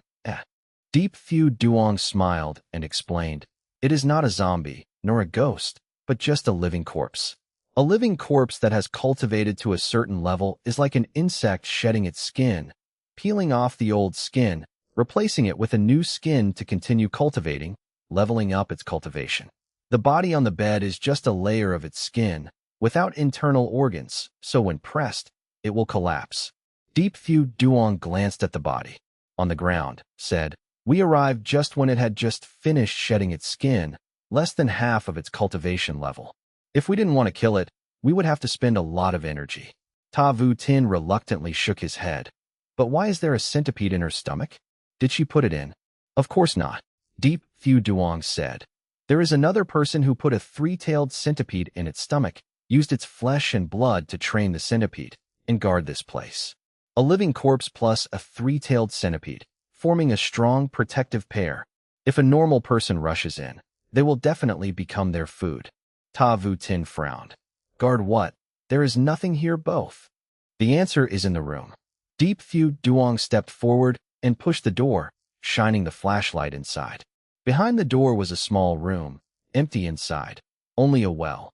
Deep Fu Duong came to the mouth of the well, felt a wind blow into his face, shined the flashlight down. The well was about 3 meters deep. The bottom was coated with a layer of cement. Next to it was a horizontal cave. What's down there? Tuma asked urgently. If you want to find the owner, you must definitely look below. I need your help, but below is very dangerous. I cannot guarantee your safety. If you don't want to take risks, just wait up here. It's okay. Deep Fu Duong turned to look at Ta Vu Tin first. I'm going. This is my case. Even if it's risky, I have to go. Ta Vu Tin answered very frankly. Deep Fu Duong continued to look at Old Quach. Old Quach rubbed his hands and said, Little brother, you're not the boss. There's really no good place for me to do such risky things. After the matter is successful, I will give you 30,000 dong as a reward. Hee, if you have money, it's fine. Okay. Tuma didn't wait for Deep Fu Duong to ask. His eyes lit up and quickly said, I'll go too. I also want Dad 10,000. You step aside. You're out of money. I won't let you down. Deep Fu Duong rolled his eyes and replied, turned around and said to Lida, This has nothing to do with you. Don't take risks. Just stay above and watch for me. In case you encounter a ghost or something, just use this thing to stab it. After speaking, he gave him the Dao Mok sword and a string of amulets. Lida took it, with a slightly worried look on his face, nodded and said, Don't worry, if a ghost comes, I will kill it. Deep Fu Duong knew he was risking his life, smiled, and said, You don't need to risk your life. If you can't fight, then run away. Remember to run to the mouth of the well and shout loudly to let us know, to avoid getting involved in a fight with the gang. The 3 people climbed up to the mouth of the well, quickly jumped down, used a flashlight to illuminate, and saw a winding cave opposite, looking like a shelter, just big enough for 2 people to pass through. After walking a few steps, I suddenly fell into the desert hearing the sound of footsteps. Deep Fu Duong turned his head to look, discovered Tu Ma sneaking behind them, and said angrily, Didn't I tell you not to come down here? I don't have 30,000 dong to give you. Tu Ma smiled darkly. How can I take 30,000 dong? This chapter has image content. If you cannot see the chapter content, please turn on your browser's image display mode to read. What about wood agar wood? It's just normal wood. Tu Ma said sadly. What do you know? The world often calls AM tram wood. In fact, Duong tram mok and AM tram mok are the same type of tree, but AM tram wood grows in the underworld of ghosts, gathering sound effectively. So people often use AM tram wood to make coffins, helping the person inside the coffin to absorb corpses better. The speed of cultivation will increase many times. Old Quach trembled. Voice said, Who has such great ability to create the Een tramwood coffin and also arrange the 9 Een lotus rings? Could it be that is a ghost? If so, then we won't be able to fight against it. Deep Fu Duong said. On the contrary, he arranged everything, helping the person in that coffin practice, certainly because he wanted it to help him work. Because if he had real ability, he would have done it himself. I'm already going to work. Why should I waste my time arranging things like that? It proves that his ability is not as strong as the one in the coffin. Everyone was a bit confused when they heard those words. After thinking for a long time, they finally understood, and temporarily reassured, Ta Vu Tin suddenly asked, In that case, who is the person in the coffin? Why do you still ask? All the 6-haired zombies are people who died in the dormitory that year, was buried in the mountain valley, but was moved here, refined into a corpse, proving that the person lying in the coffin is the female ghost student Feng Tam Vu. As soon as they heard that name, Tu Ma and Ta Vu Tin immediately trembled. Ta Vu Tin frowned. No way. Hasn't she become a ghost? How could? Just a part of her soul trapped in a memory dormitory. Once the seal is broken, when the soul returns to the body, it will become a ghost, both a corpse king and a ghost leader. You guys should understand how powerful it is. Fortunately, we found it early and can handle it. Deep Phu Duong opened his backpack, took out 5 small purple flags, placed them along the coffin, then took out a small bowl, poured in cinnabar and water, bit the tip of his tongue, and spit out a mouthful. The blood poured into the cup. As soon as Old Quach saw it, he immediately frowned. The blood on the tip of his tongue is only used to preserve life when a magician is in trouble. Deep Phu Duong just set up the formation and had to use it, enough to express the seriousness of the problem. A big drum rang out in his heart. Just for the sake of 30,000 dong to sacrifice my old body, it's not worth it. It's not worth it. Deep Phu Duong soaked a pile of red lines in the blood and drew a Heavenly Master card. Phu burned it to ash, put it in the bowl. Phu quickly turned into water, raised his head, and asked Old Quach, "Do you have 7-inch copper nails?" "There are many." Old Quach opened his bag and took out a large package filled with copper nails, saying, "Knowing you need it today, I brought a little more." Deep Phu Duong raised his head and said to Tu Ma, "If you want to be my pupil, you must be enlightened." Tu Ma scratched his head and said, "Where should I go to find these strange things?" Ta Vu Tin glared at Deep Phu Duong. "At this time you still in the mood to joke? With so many green-haired zombies around, even though they didn't move, they still shocked people's eyes and psychology." Deep Phu Duong and Old Quach together tied a talisman on each bronze nail, each 8 meters apart. A total of 38 nails were inserted into the ground, each relative pair, forming a small path about 10 meters wide, and finally placed 5 small flags in front. The 5 elements, Yin Yang Dao. Old Quach silently inhaled. This was Maoshan's esoteric formation. Only the magic power of the Heavenly Master Tablet could be used. It seemed that Deep Phu Duong was determined to take action. But I think it's true. If you only use ordinary formations and want to deal with over 100 heads of 6-haired zombies, it's tantamount to committing suicide. Senior brother, put all the exam area items in the bag and put them in the Yin Yang Dao. Deep Phu Duong ordered. Having come to this point, Old Quach no longer cared about his beloved objects. He scattered all the cinnabar, hexagon, glutinous rice, wormwood leaves, and all the materials in the exam area on the Yin Yang Dao. Deep Phu Duong was satisfied, nodded and said, "Wait." All 6-haired zombies woke up and ran into the Yin Yang Dao. The formation would weaken their cultivation. You guys should stand in the Yin Yang Dao. Just fight. Don't let them go to the 5 elements. Tu Ma and Ta Vu Tin just heard that the zombies will wake up. Suddenly their faces turned pale with fear. Tu Ma trembled and said, "Too deep. Don't joke. How do we know how to fight the zombies with our bare hands?" Deep Phu Duong took out a shiny dagger from his waist and handed it to him. Ta Vu Tin said, "Use this to kill zombies. Stab them in the eyes." This is... Ta Vu Tin looked closely and felt familiar. Isn't this the thing you used that day to deal with ghost children?" "That's right. Din Diet Lin Maoshan. The best way to kill green zombies." Deep Phu Duong glanced at Old Quach, not waiting for him to open his mouth. Quach pulled out a pistol and said, "I use this." "Where did you get the pistol?"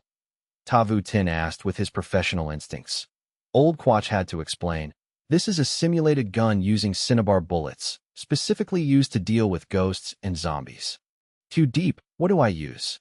When Tu Ma saw that both of them had weapons, his eyes widened. Asked. Deep Phu Duong gave him the often-used Tao Mok sword. "Use this. The effect is not bad." Tu Ma looked at the weapons in the hands of Old Quach and Ta Vu Tin. One had a gun, the other had Din Diet Lin, then looked at the Tao Mok sword in his hand, and suddenly begged, "Too deep. Can you give me something stronger?" Stronger than you. If it can't be used, just leave it like that." Deep Phu Duong stepped into the middle of the 5 elements period, approached the coffin, and said, "I will begin to open the coffin, eliminating the corpse gas in her body. It will take approximately 20 minutes. During that time, the inside cannot leave, the outside cannot enter. In other words, you must try to resist for 20 minutes. Tu Ma said in shock, "What if you can't do it?" "If you can't do it, Then both you and I can't do it. Are all dead. Deep Phu Duong stroked his hand, called Old Quach to come forward to assist, used the tool to disassemble the 7-7-inch nails on the coffin lid, took a deep breath, lifted the coffin lid, and threw it aside. The four people looked at the coffin together. Ta Vu Tin exclaimed on the spot. Ah, it's really her. The person in the coffin was the female ghost who met in room 404 of the dormitory, Feng Tam Vu. She was wearing a uniform, shirt, a long skirt, wearing white socks and black shoes, lying with her eyes closed. Her face calm and peaceful, her facial skin was extremely smooth, looking very alive. But from her neck down, the skin of her whole body and body had become transparent, like a developed X-ray image. Even every bone could be seen clearly. Tuma took a deep breath and said in shock, "How can this be? So, she is transforming her body. If even her head becomes transparent, then she will successfully transcend tribulation and become a corpse king. At that time, she only needs the ghost soul to enter her body and become a corpse, and she will definitely become invincible." Deep Phu Duong looked left and right and continued, "Don't look anymore. I'm going to start casting spells. Prepare yourself mentally well." After speaking, turn around and approach the coffin. Help Feng Tam Vu's body sit up. Lean against the coffin, face to face. Cut off the thumb of the right hand. Use blood to draw 3 straight lines on the body of Ghost Mon. Make seals with both hands. Hold it at a position exactly 1 meter and 3 inches below the neck. Smile and say, "Little sister, let's start." Blue. Sack. Thursday. Asterisk this chapter has image content. If you cannot see the chapter content, please turn on your browser's image display mode to read. Deep Phu Duong closed his eyes, opened his TNTNI. A stream of purple energy flowed out around his body, covering Feng Tam Vu's body, slowly entering the demon gate, starting to transform the corpse energy in her body. The 9 in Lin Hone, which was in balance, was destroyed in the blink of an eye. Suddenly there were screams like roars of wild beasts all around. Next, a shocking scene appeared before the eyes of Tu Ma's 3 people. Hundreds of sleeping zombies came back to life one after another. As if they had just woken up, they stood up, confusedly looked around. Their eyes focused on Deep Phu Duong, roared angrily, and as soon as they entered the range of the 5 elements period, they immediately seemed to be burned by fire. Their whole bodies oozes black oil. A moment later, they turned into a bunch of burning ash. 6 Mao. Once the zombies have developed spiritual intelligence, they will not simply accept death. Looking around, they discovered the yin and yang Dao and rushed forward like bees from a broken nest. Seeing many zombies crowded like ants attacking from all directions, Tu Ma and Ta Vu Tin were psychologically attacked, scared to the extreme. Tu Ma wiped the cold sweat from his forehead, muttering, "Asterisk, asterisk, asterisk, asterisk, asterisk, asterisk. The risk of death is high." Old Quach swallowed his saliva, magnanimous. Truong said, "Be strong, brothers. Even though there are many of them, Yin Yang Dao is not large. At most, we can only enter 2. There are 3 of us, we can still defend. Everyone risk their lives. After fighting, go back and divide the money. Brother Quach is right, let's risk our lives." Tu Ma loudly cheered, took 2 steps forward, rolled up his sleeves, and made a cruel gesture. Old Quach immediately retreated behind him. "Yes, yes, come, come, come." Tu Ma stood there with his mouth open. "WTF, Brother Quach, you were so arrogant just now. Can you now let me risk my life alone?" "Hee hee, it's my gun.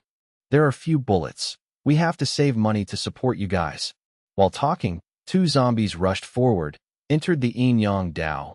Their feet stepped on the sticky rice and majestically, immediately sizzling black smoke, and were roasted in an instant. Triple. The 2 zombies trembled in pain, trying to retreat. The zombies behind them did not understand the situation, still rushing forward. Suddenly they were all forced. Their limbs touched the red line. Immediately their bodies were burned. Turning around was also stuck. There was nothing else to do but endure the pain. Increase their pace. They had to hurry up a little to complete the Yin Yang Dao.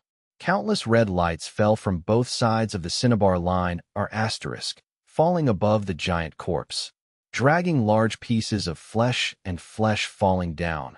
Black gas poured out. so painful that the zombie screamed. With a bang sound, Old Quach opened fire. The cinnabar bullet entered the back of a zombie's neck. Black gas rose up. The zombie's body shrank, fell limply to the ground, turning into a puddle of black water. What are you worried about? Go to the dike. Kuma regained his composure and gritted his teeth. Then, holding the Tao Mok's sword in his hand, he stabbed at the zombie's body. As a result, he could only stab one sword, not even hitting a dangerous spot. Old Quach shouted angrily. Why are you stabbing it? The zombie has thick skin and fat meat. Stabbing randomly is not effective. You have to stab its eye socket, stab its throat, stab its nostril. If it turns around, then poke its chrysanthemum. Oh my god, that's cruel. 2. Chuma wiped his sweat, pulled out the Tao Mok sword, right at the left eye and stabbed it. With a hiss, the eyeball exploded. Chuma used force, inserted the Tao Mok's. Chapter 56. The Demon Child reappears. This chapter contains images. If you cannot see the chapter content, please enable image display in your browser to read it. Oh my god, it's the Demon Child again, Xie Yuqing exclaimed, drawing her gun and firing without hesitation. The Demon Child spun around and fell to the ground, but immediately stood up as if nothing had happened, looked at Xie Yuqing with an evil grin, suddenly took a running start, glided over the heads of the three people, and ran towards the coffin. No, junior brother can't attack. Don't let it get through. Old Gua drew out his sweeping wood sword and frantically chased after it, stabbing the demon child with his sword. The demon child turned its head and roared angrily, using its chubby little hands to slap Old Gua's chest, sending him flying away, spitting out a mouthful of blood, and then continued running towards the coffin. Brother Gua, are you all right? Xiaoma stepped forward to help Old Gua, but he was pushed away. I'm fine. Hurry and save our junior brother. Xiaoma turned his head and saw that the ghost had already run to the side of the coffin. Seeing that he couldn't catch up, he desperately fired a shot. Bang! The ghost was blown away, rolling a few times on the ground before standing up, its blood-red eyes glaring at Xiaoma with hatred. Oh my god, is my marksmanship really that accurate? Xiaoma couldn't believe it. Suddenly, a hand from behind patted his shoulder, and a woman appeared, saying, "Move aside." Xiaoma looked back and saw a girl with an incredibly hot figure. Her hair was tied in a ponytail, she wore a tight-fitting leather outfit and high-heeled leather boots. Her posture was alluring and seductive, and she looked very capable, giving off the impression of a beautiful and strong young woman. Please, thank you. You are. Xiaoma suddenly noticed she was holding a silver pistol in her hand and asked in bewilderment, "Was that the shot you fired? Who else do you think it was?" The beautiful woman pushed him aside. Focus on killing the zombies. Her right hand reached to her side, taking down something like a flashlight. Pressing a button, the flashlight suddenly extended to the length of an adult's arm, its entire body pitch black, faintly emitting a dark, eerie glow. The beautiful woman, wielding the black staff, ran towards the demon child. The demon child, kneeling like a toad on the ground, suddenly leaped. The woman raised her staff and struck its arm. With a thump, the demon child was sent flying, and the woman herself retreated a few steps, a blush spreading across her face. The demon child landed, kneeling on the ground again. Before everyone's eyes, its body began to undergo a horrifying transformation. Stitched wounds appeared on its face, revealing white cotton underneath. Its black hair turned reddish-brown, with a few sparse strands like a wig. Its forehead protruded, and its eye sockets were deeply sunken. One eye was white and bulging, the other a blood-red blue, perfectly matching the upturned, grinning mouth full of teeth. The fangs, looking incredibly terrifying and cruel, were no less hideous than the vengeful spirits or zombies Xiaoma had seen before, and even more bizarre. So this is your true form, a ragdoll. The beautiful woman said indifferently. You are neither good nor evil in nature. Only negative energy has entered your body, turning you into an evil spirit. Today, I will perform a ritual to send you to the afterlife. Having said that, she swung her black staff again. The ghost didn't retreat, immediately charging forward, and the two engaged in a fierce battle. Stop watching, the zombie is coming. Xie Yuqing, aiming her gun at the zombie's head, turned to call Xiaoma. Xiaoma quickly ran to help. Just then, a figure rushed from behind, wielding a sweeping wood sword. With a single strike, the zombie's head was severed in front of Xiao Ma. Xiao Ma immediately turned to look and let out a sigh of relief. Little Yezi, you finally came out. I love you so much. Xiao Ma and Xie Yuqing retreated together, leaving the battlefield to Yi Xiaoyang. Yi Xiaoyang put down the sweep-wood sword, pulled out a stack of talismans, and forcefully threw them into the midst of the zombie horde. Each purple talisman stuck directly to their heads, and the zombies immediately stood still. In just a few minutes, all the zombies were immobilized by the talismans, leaving Xiao Ma and Xie Yuqing speechless. Xiao Ma suddenly thought of something, frowning and saying, Xiao Yezi, why did you perform the ritual for the female corpse first instead of capturing the zombies? You made us suffer for half a day, and we almost got bitten to death by the zombies. Yi Xiaoyang rolled his eyes and said, the zombies have a connection with the female corpse's corpse. Only one can be killed. If I sealed them first, the female corpse would awaken. Xiao Ma exclaimed in surprise. You mean, that female corpse is even harder to deal with than hundreds of green-haired zombies? This chapter has image content. If you cannot see the chapter content, please turn on your browser's image display mode to read. Old Quach hobbled forward, hugged his chest, and said, let me introduce a little bit. This one is the psychic master, Miss Nulan Nok. And this one is my little junior brother, Deep Fu Duong. I told you on the phone, the only inner disciple of Maoshan, the real heavenly master. Deep Fu Duong is a bit upset. He stroked his hair, raised his hand towards Nulan Nok, with a smile on his face that he thought was very handsome and captivating, saying, thank you for your support. Unexpectedly, Nulan Nok did not pay attention, turned his head to look at the 5 elements flag array, and said, you set up the 5 elements flag. The purpose was to lure that female ghost to come, right?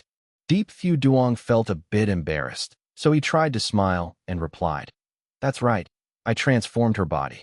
She will definitely feel it. I originally planned to use a formation to lure her soul, then kill 7 souls. I don't know why, but I still haven't seen it. He lowered his head and glanced at the ghost child's body, which was cut into 2 pieces. Even her puppet is dead, but she still hasn't appeared. How strange. Nulan Nok silently walked to the front of the coffin, observed the female corpse for a long time, then said, how do you plan to handle the body? As long as you know the date of birth of the female ghost, if there is a body here, I have a way to seduce her soul. Come. Nulan Nok nodded. That way is not wrong. If you want her soul to enter your body, you will definitely have to fight a big battle. However, it is still better than going to the underground nest to find her. The Yin energy there is too strong. It can increase her cultivation level. You may not be an opponent. Deep Fu Duong was still engrossed in looking at the 2 lively orbs peeking out from under Nu's leather collar. Lan Nok, suddenly realizing that she turned her head to look at him, quickly averted her eyes and coughed twice. Lan Nok looked at him contemptuously and said, if you want to put her soul into your body, you must first open the seal. When the 100 ghosts appear, you will have to fight a big battle. Deep Fu Duong smiled. Are you interested in cooperating with me? I will pay you a reward, at least 50,000. Huma laughed, deliberately trying to please Nulan Nok, winking at Deep Fu Duong. Too deep, you are so stingy. What do you say to help someone take revenge? You got 20,000, but only gave someone 50,000 dong as compensation. Deep Fu Duong was embarrassed, glared at Huma fiercely. Ah, very well. Then deduct it from your remuneration. Okay. Huma was stunned, immediately changed her smiling appearance, laughing at him. I'm just joking. When I come back I will find that old ghost. Ask him to give Nu the goddess a little more. 50,000 is not enough. 80,000. Nulan Nok did not pay attention to their teasing, just said faintly, the 4th day of the 4th month of the year Mao Thin, the 1st hour of the ox. 1 a.m. Deep Fu Duong was stunned. What? Her date of birth. Feng Tamvu. Deep Fu Duong took a cold breath, frowned at her. How do you know Feng Tamvu's date of birth, and even the exact time of birth? Nulan Nok finished speaking, turned around and left. Hey, goddess Nu. Huma frantically chased after him, lowering his voice, but Deep Fu Duong still heard his flattering voice. Goddess, goddess, your magic power is so strong. How about accepting me as your pupil? Nolan Nok did not even look at him. Watching her from behind, her posture became even more captivating. Her slim waist, tight leather jacket with 2 moons. Ta Vu Tin shook his head and said, "Wow, what a wonderful treasure. Better figure than you." Deep Phu Duong was deliberately agitated that Ta Vu Tin glanced at him, puffed out his chest, and said, "More beautiful than me? Tell me, where is it? More beautiful than me." Deep Phu Duong arrogantly observed, smiled evilly, and said, "I haven't seen it clearly yet. Maybe, take it off a little." Ta Vu Tin kicked him. Deep Phu Duong dodged. His expression changed. He turned around, looked at Mr. Quach, said, "That girl knows a lot about the dormitory. What is her background?" Old Quach stroked his hand and said, "You're so handsome, but she's still indifferent. So an old guy like me. Do you think she would say anything to me?" Deep Phu Duong smiled. "I like this." Q Ma lazily glanced back. Deep Phu Duong glanced back lazily. I said, "Young Ma, have you found a new owner yet?" Q Ma smiled shyly. "How is that possible? I intentionally got to know her to help you learn about her background. Hee hee, I Q Ma will forever be your soldier." Deep Phu Duong rolled his eyes and said, "Very well, carry the female corpse on his back." The female corpse. Q Ma was nervous. That corpse? She won't do anything to me, right? Her corpse has completely dissolved. Now it's just an ordinary corpse. I'm still afraid of you doing something to her. F***CK, what kind of thoughts are you having? This is that corpse. My taste is not that strong. Ta Vu Tin waved his hand in frustration. "You guys stop chatting. You're still stubborn. What are the corpses on the ground? Burn them, and it's all over." Deep Phu Duong told Tu Ma and Ta Vu Tin to put the corpses in the same place, then poured down a bag of sulfur and rice wine, and lit the torch. The fire burned. Tea dew flowed out from their bodies, like fuel for the fire, making the fire burn stronger. By the time tea dew dried up, their bodies were also burned into a pile of ashes. Deep Phu Duong stood on the ash pile and sighed. Although today's battle was fierce, the outcome was not bad. At least, the place where the corpses were raised was destroyed, Feng Tam Vu's body was taken, and the future battle with her was possible. Relieved some of the pressure, Tu Ma carried Feng Tam Vu's body on his back. Everyone followed the old road back. Entering the cave, Old Quach turned his head to look back, said with emotion, "Today's battle method is really too interesting. It feels like I am returning to the days of following Dao Fong. Little brother, thank you. But the money still has to be paid." Deep Phu Duong patted his shoulder. He replied, "One part is not missing, after all. It's not my money. Up." Lida raised his hand to pull the bodies of Feng Tam Vu and the injured old man Quach out of the well. Then the 3 Deep Phu Duong also climbed up one by one. Lida tilted his head to observe Feng Tam Vu. The corpse gas in her body had been eliminated. Her skin had returned to normal, looking very lively, like a sleeping beauty, while Deep Phu Duong was secretly wiping a streak of saliva. "Who is this beautiful girl?" Lida asked sadly. "It's my bear, so what?" Q Ma raised his eyebrows proudly. Lida snorted contemptuously. "Stop it. I still believe in Brother Phu Duong's bear."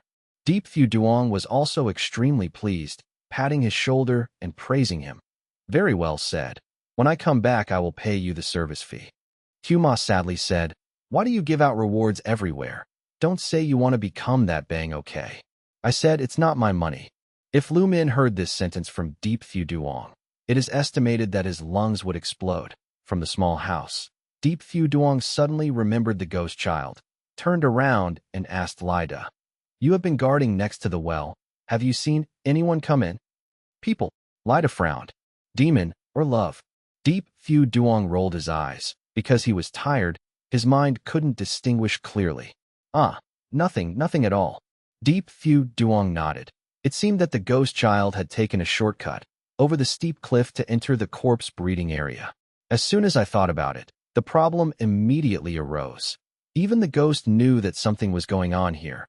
The female ghost certainly had no way of not knowing. With her cultivation level, she should have been able to come on her own. So why did she feel secure in letting the ghost go alone? And the ghost child has been destroyed. Why hasn't she appeared yet? Deep Phu Duong thought of one possibility, also the only possibility. Something happened to her. Perhaps she was entangled with someone else, unable to escape. Chapter 58. The Unfinished Love Affair Between Human and Demon. 1. This chapter contains images. If you cannot see the chapter content, please enable image display mode in your browser to read it. Everyone drove back to the university. However, they encountered difficulties in arranging things for Feng Xinwu. I can't keep hugging her forever. Xiaoma said. It's fine if she pretends to be my girlfriend. She's very pretty. The key is we can't get into the school, let alone the dormitory. Anyone who doesn't know will think I have ulterior motives and drugged her. Yi Xiaoyang thought for a moment, then asked Old Gua. Then, should we bring the body to your house? Is that okay? Old Gua quickly waved his hand. Absolutely not. My house has a tigress who's always jealous. I can't explain it clearly to her. Besides, if that woman comes to reclaim the body, I can't beat her. Little brother, you keep the body yourself. How am I supposed to keep it? I don't even have a place to live. How about this? You just stay at my house. Xie Yuqing said reluctantly. Your house. Yi Xiaoyang's eyes lit up, and a picture of a carefree, sweet life with Xie Yuqing immediately flashed through his mind. However, Xie Yuqing's single sentence proved he was overthinking things. I have an old house that I used to rent out, but recently the tenants moved out. I haven't had time to put up an advertisement yet. You can stay there temporarily. Yi Xiaoyang shrugged. Really? I thought I'd be staying at your house. Don't be so smug. Just looking at your appearance, anyone who didn't know better would think I caught a thief and brought him home. Yi Xiaoyang retorted angrily. Have you ever seen a thief as handsome as me? Old Gua drove his car away first, and Li Duo also wanted to leave, so Yi Xiaoyang told him to wait, as he had something to do. Chapter 59. The Unfinished Love Affair Between Human and Demon. 2. This chapter contains images. If you cannot see the chapter content, please enable image display in your browser to read it. Hu Shuai was astonished, shaking his head repeatedly. No. Isn't it enough if only the two of us are willing? I don't care, and she doesn't care either. It's not that we don't care. Yi Xiaoyang patiently explained. After death, a person's soul must descend to the underworld to report, crossing the Naiha Bridge and the River of Forgetfulness. Reincarnation and rebirth are part of the 6 realms of existence. No one can escape them. If one goes against the heavenly way, the consequences will be very serious. Hu Shuai slumped onto the bed, embracing Liao Qingqing in his arms, remaining dazed for a long time before shaking his head and gritting his teeth, saying, No, I don't want her to be reborn. Xiaoyang brother, aren't there many wandering ghosts in the human world? Liao Qingqing is only one person. Why can't she stay in the human world? I can live beside her for life, and when I die, we'll be reborn together. Yi Xiaoyang was furious and scolded. A person can only stay in the human world for 7 days after death. If they exceed 1 day or night, they will suffer a year of torture in the underworld. You'll live to be 80 years old, and you'll be fine. But what about her? What serious consequences will the underworld have to face? Have you thought about that? Hu Shuai was stunned and exclaimed, Then we won't go to the underworld to report. We'll just wander the human world as a pair of lost souls. Yi Xiaoyang chuckled faintly. That's easy to say. Chapter 60. Inception. This chapter contains images. If you cannot see the chapter content, please enable image display in your browser to read it. Although unexpected things happened, what needed to be done still had to be done. Yi Xiaoyang went to Feng Xinwu's bed, took out 3 Jieyu candles, lit them, placed them on her head and shoulders, then wrote a blood essence talisman, pasted it on the door, lit an incense burner, and placed 3 bundles of heavenly wood incense on top. These arrangements were to temporarily prevent the female ghost from approaching the corpse. Yi Xiaoyang took the 7-star dragon spring sword and returned to his bedroom, saying to Xiaoma, I guess she won't come. These arrangements are just for precaution. You'll sleep with me tonight, but I have to warn you beforehand. If Rue Linyu comes, you must find an excuse to go out. Understood. Damn it, it's past midnight. Where do you want me to go? Xiaoma looked wronged. I don't care where you're going, just don't linger here. Yi Xiaoyang warned. Xiaoma chuckled. No way, it seems like you like her. Don't talk nonsense. I want to discuss serious matters with her. Don't disturb me here. Yi Xiaoyang said solemnly. Damn, you're so shameless. Xiaoma crawled onto the bed, burrowed under the covers, and after a moment asked, Xiao Yezi, seriously, Xie Yuqing, Zhou Jingru, and Rui Lengyu. They're all beautiful. They all have hot figures. It's hard to say who you like best. I like. Yi Xiaoyang almost blurted it out, rolled his eyes, and said, "Why are you asking this?" Hee hee, I want to determine who you like, leaving that one for you. As for the other two, I'll choose one. Yi Xiaoyang glared at Xiaoma. Do you have any shame? You talk as if you can pursue whoever you want. Whether I succeed or not is one thing. But what if I spend half a day's effort only to find out it's the one you've set your sights on? We're best friends. I don't want to break into your house. You're thinking too much. Go to sleep. Think about it in your dreams. Not long after, snoring like a dying pig could fill the air beside him. Chapter 61. A single thought becomes a demon one. Asterisk, this chapter contains images. If you cannot see the chapter content, please enable image display in your browser to read it. Yi Xiaoyang tried to sense the evil spirit energy on him, but ultimately failed. Don't waste your effort. In a dream, you have no magical power at all. The white-robed man said indifferently. I can wake up whenever I want. This time you won't escape.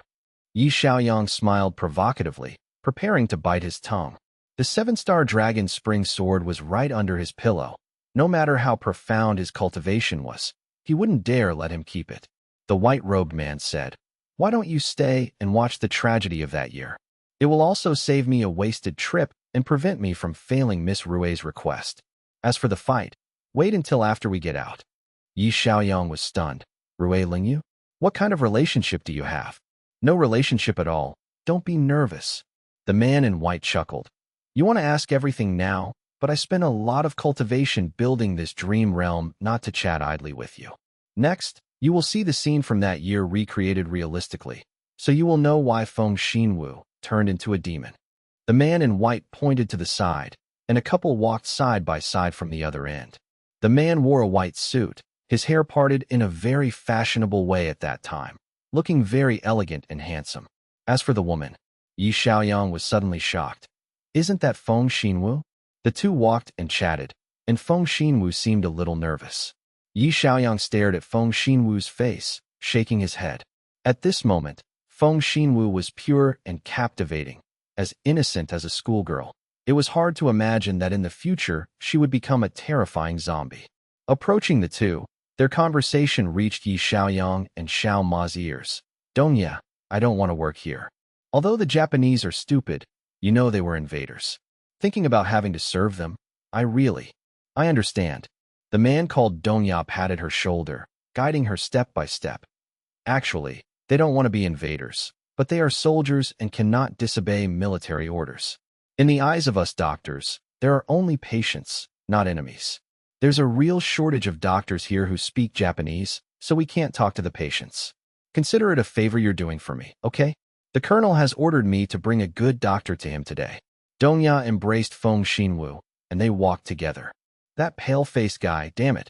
I really want to punch him. Xiaoma watched his retreating figure, cursing angrily. Reaching the end of the corridor, Dong Yi gently knocked on the door. A middle-aged male voice came from inside. Come in. Dong Yi pushed the door open and pulled Feng Xinwu into the room. Yi Xiaoyang followed behind, also pushing the door open and stepping inside. He immediately saw a flag shaped like a plaster, one, hanging opposite, with a map of China below, and a short, fat Japanese officer lying on a writing desk. One, flag shaped like a plaster, refers to the Japanese national flag resembling a plaster. Chinese history recounts that Master Jianzhun of the Tang dynasty once went to Japan and brought along a skilled imperial physician who was proficient in plasters. At that time, a strange disease was prevalent in Japan.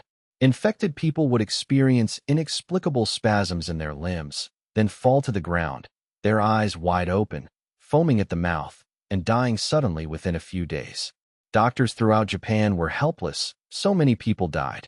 This imperial physician, upon arriving in Japan, used his family's traditional herbal medicine to cure Japanese people. He was praised by the emperor, who kept his work and presented him with a white plaque depicting a round black plaster. He used his medicine to treat many other ailments such as headaches, dizziness, diarrhea, and strokes in the Japanese. The Japanese, grateful for his work, hung many flags with the plaster in their homes. believing it to bring peace of mind, much like seeing the Red Cross today. Later, they proposed it as their national flag, repainting the black circle red and saying it represented their son. Colonel, this is my friend. His name is Feng Xinwu. Dong Ye respectfully introduced. She's Chinese, studied in Japan, is my classmate, skilled in medicine, and speaks Japanese very well.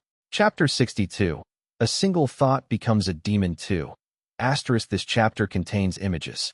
If you cannot see the chapter content, please enable image display in your browser to read it. Go to hell. Xiaoma was about to enter the room when Yi Xiaoyang pulled him back.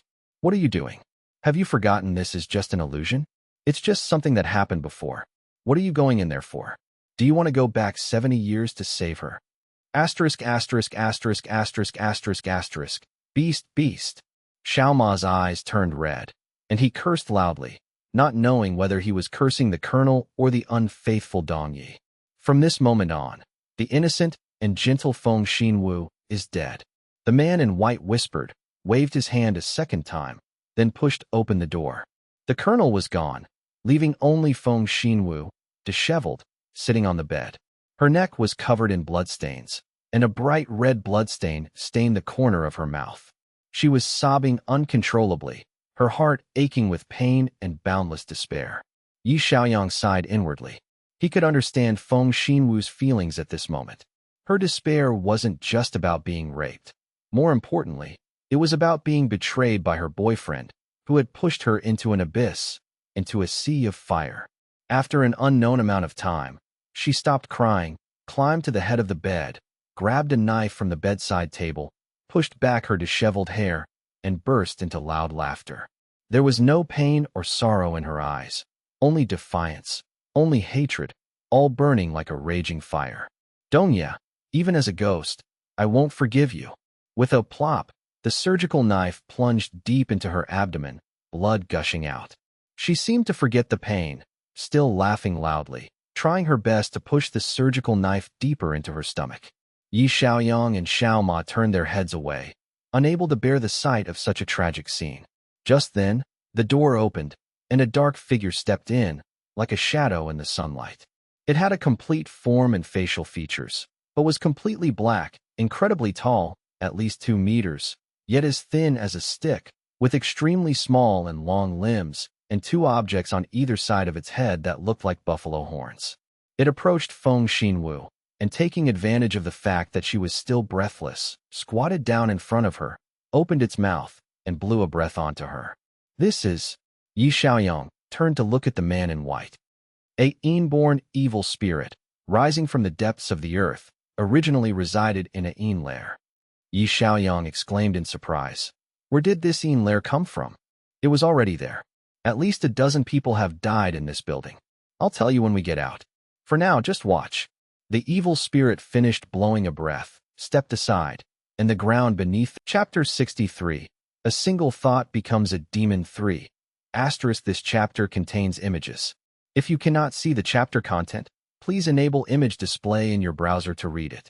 After an unknown amount of time, the colonel's entire head had turned into a pile of white bones. Feng Xinwu stretched out his 10 fingers, trying to tear the head from his neck, his tongue poking into the sticky, sweet cerebrospinal fluid in his brain. Only then did the colonel truly die. The man in white turned to look at Yi Xiaoyang. Do you want to see how Dong Ye died? No need to watch the process.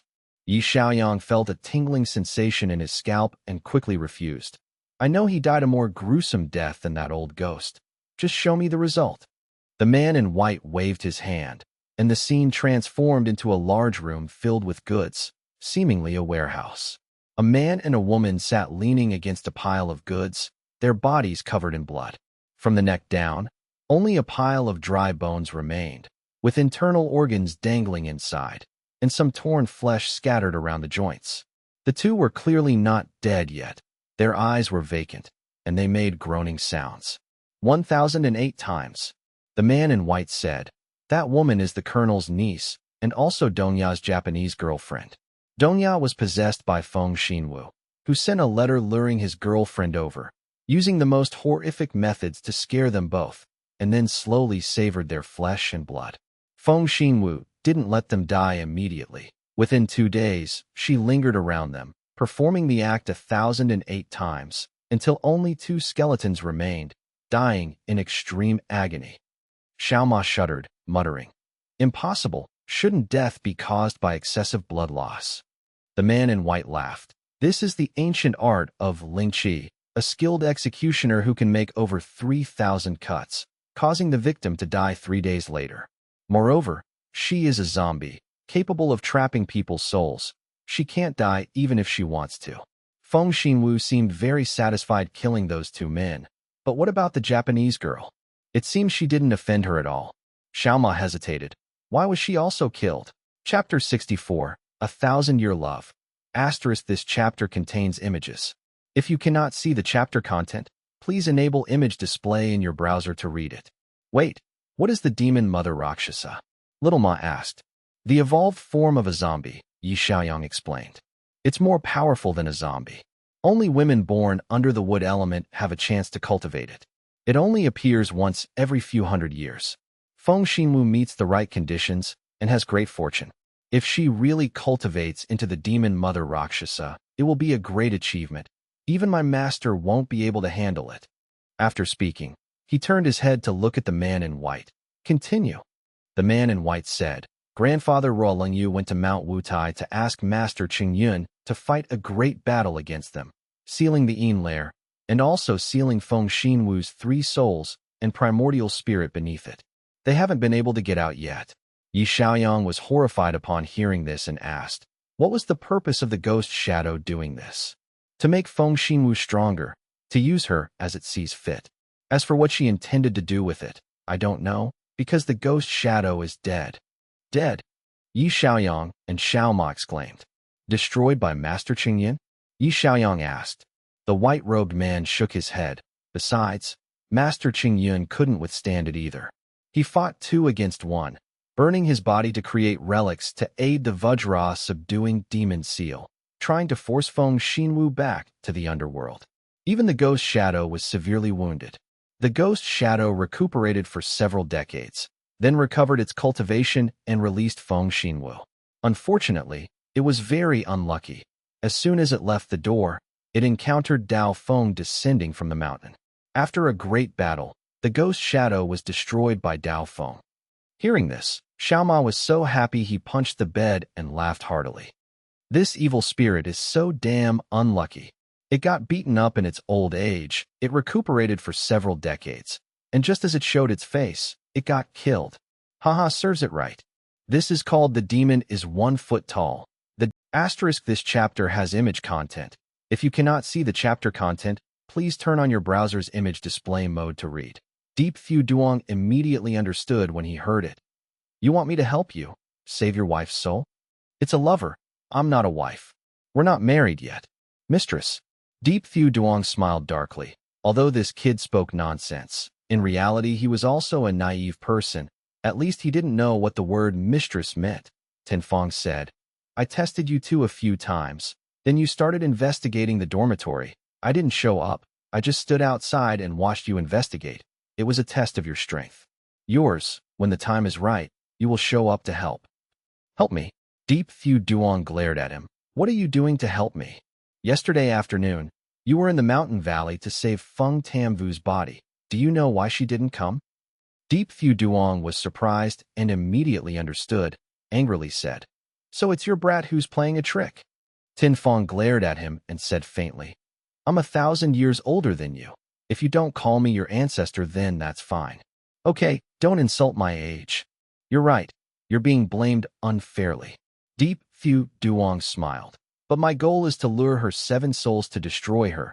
You really seem to be helping her. Tan Fong snorted. Feng Tam Vu and Ghost Child, you are absolutely not opponents. Devil Child was originally a puppet found in the yard by a ghost shadow. Because he absorbed negative energy for a long time, became an evil spirit, and was buried with Feng Tam Vu's body. After practicing for a long time, it was also very difficult to deal with. The reason why I stopped Feng Tam Vu's 7 souls is to let you destroy each one. Hearing that, Deep Fu Duong suddenly awakened, clasped his hands, and said to Tin Fong, Thank you very much. Tin Fong said, I don't beat around the bush. We cooperate. Together we will destroy the hidden nest. You seek the negative virtue. I save the lover. Both sides benefit. How? Deep Phu Duong pondered. He was on the same side as No Lan Nok. If you don't cooperate with him, No Lan Nok won't cooperate with you either. But borrowing an evil spirit to help destroy the ghosts and other evil spirits doesn't sound very natural. The more he thought about it, the more Deep Phu Duong made up his mind, saying, I refuse to cooperate with you. I'm not like No Lan Nok. We are traditional Taoists. When we encounter demons, we catch demons. When we meet demons, it's already good that we don't arrest you. But you still want me to cooperate with you. Forget it. Tan Fong said, Why does Dao Fong cooperate with me, but you don't? He has been expelled from the school. Deep Phu Duong cleared his throat, put on a dignified look, and said boldly, I am the only inner disciple of Maoshan. I cannot cooperate with evil spirits. Tin Fong suddenly smiled. Do you want to be friends with Miss Nu? Deep Phu Duong was stunned. Tell the truth. Cough, cough. What's the matter? You. Tan Fong stretched out a finger. I just need to tell her one thing. I guarantee that she will not pay attention to you for the rest of her life. Do you remember what you dreamed about when I came to find you? Deep Phu Duong sounded like a thunderbolt. If he let No Lan Nok know that he saw her as the object of his spring dreams, and at the same time actively seduced her, it is estimated that she will be labeled scum, put on the blacklist. Don't hope for the rest of your life. Hope? What? Deep Phu Duong massaged his solar plexus. I said before, rules are rules, but rules are not beyond human sentiment. I am not a stupid person, refusing the kindness of others to help, looking for death alone. Is that what you said? And what you said before? I forgot. You don't remember clearly, right? Tin Fong silently shook his head. Your skin is still thick, more than your senior brother. Young children are easy to teach. I probably don't remember what happened before. Deep Phu Duong said, Okay, the cooperation is over. Chu Ma stood next to her, listening with her ears ringing, and said sadly, What the hell? What does your dreaming have to do with Goddess Nu? Little Deep, why did you change your attitude so quickly? Deep Phu Duong only felt a burning sensation on his face, pretending not to hear it. Seeing nothing, Tan Fong smiled and walked out the door, leaving behind a sentence. The mission is completed. I'll go inform Miss Nu. Tell her to contact you tomorrow. Wait a minute. Deep Phu Duong and Chu Ma exclaimed in unison, then looked at each other. What's wrong with you? Deep Phu Duong asked Chu Ma. Chu Ma scratched his head. You say it first. Deep Phu Duong raised his head and said to Tan Fong, Is it appropriate for you to go looking for someone in the middle of the night? Don't worry. I have my own way. I won't arbitrarily barge into her dream. Tan Fong said a double meaning, turning his eyes to Chu Ma. What's the matter with you? Chu Ma walked up to him, took out Tran Lam's photo from his wallet, glanced at it, and gave it to Tan Fong. Give it to you. It's better if you keep it. Tin Fong said. It's okay if you keep it. Even if you like her, she won't like you. Do you need to attack me like that? Chu Ma looked at him angrily and smiled bitterly. Forget it. I only liked her for a year. You liked her for more than 1,000 years. After listening to your story, I have nothing more to say. I will help you save Tran Lam's soul. Thank you. Tan Fong received the photo and praised. You are also a sincere person. If you need to find me in the future, just say so. Chu Ma suddenly changed his face, a little embarrassed, and said, That's it. Can't you create dreams? Can you help me create a dream where it's just me and Teacher Thuong? If you find it too difficult, you can change to another beauty. I will provide a photo. Tin Fong almost fell down, helplessly exclaiming, just praising him for his kindness. Has his attitude Chapter 66. Going to the Water Tower. Asterisk. This chapter contains images. If you cannot see the chapter content, please enable image display in your browser to read it. Sleeping soundly until the sun was high in the sky, Yi Xiaoyang woke up. He remembered that he hadn't had another wet dream. He glanced at his mobile phone and saw a short message from Rui Lengyu. 9:30. I'll be waiting for you at the Yalan Inn in the city. Yi Xiaoyang was startled, sensing something ominous. He closed the message and looked at the clock. 10:23. Oh no. Yi Xiaoyang jumped out of bed and quickly put on his clothes. Xiaoma glanced at him, his eyes swollen like two peaches, and looked at him irritably. What's wrong? I have an appointment. I'm late. After getting dressed, Yi Xiaoyang became increasingly annoyed. Why didn't she call him beforehand when she'd made plans? She only sent a text message and then nothing more. And when he didn't see the message, she didn't even bother to call or send a few more messages. Who did she think she was? He'd only let her off the hook because she was beautiful. Xiaoma yawned, lay back down, and said, "It's late. What's the rush? Take your time. I'm going back to sleep." Yi Xiaoyang snorted, thinking to himself, "I didn't want to take you along anyway. Hey, are you okay?" Before leaving, Yi Xiaoyang turned back to ask the person on the bed. Xiaoma, covering his head, sleepily said, "He's recovered and is alive. Let me tell you, let's not talk about the past." Yi Xiaoyang left the house, hailed a taxi, and told the driver the address of the Yalan bar. The driver didn't know where it was, and Yi Xiaoyang didn't know either. He called Rui Lingyu on his phone, but she didn't answer. He had to tell the driver to drive around the city looking for it, and finally found it. The Yalan bar wasn't large, but it looked quite unique from the outside. Chapter 67. Cultivating Human Blood. Asterisk, this chapter contains images. If you cannot see the chapter content, please enable image display in your browser to read it. Xiaoma pointed to the top of the window and said, "You can enter through that ancestral hall. Can you climb up?" "Stop talking nonsense. I'm not Spider-Man." "Oh, you live in the mountains, and you know Spider-Man." Yi Xiaoyang didn't have time to talk nonsense with him.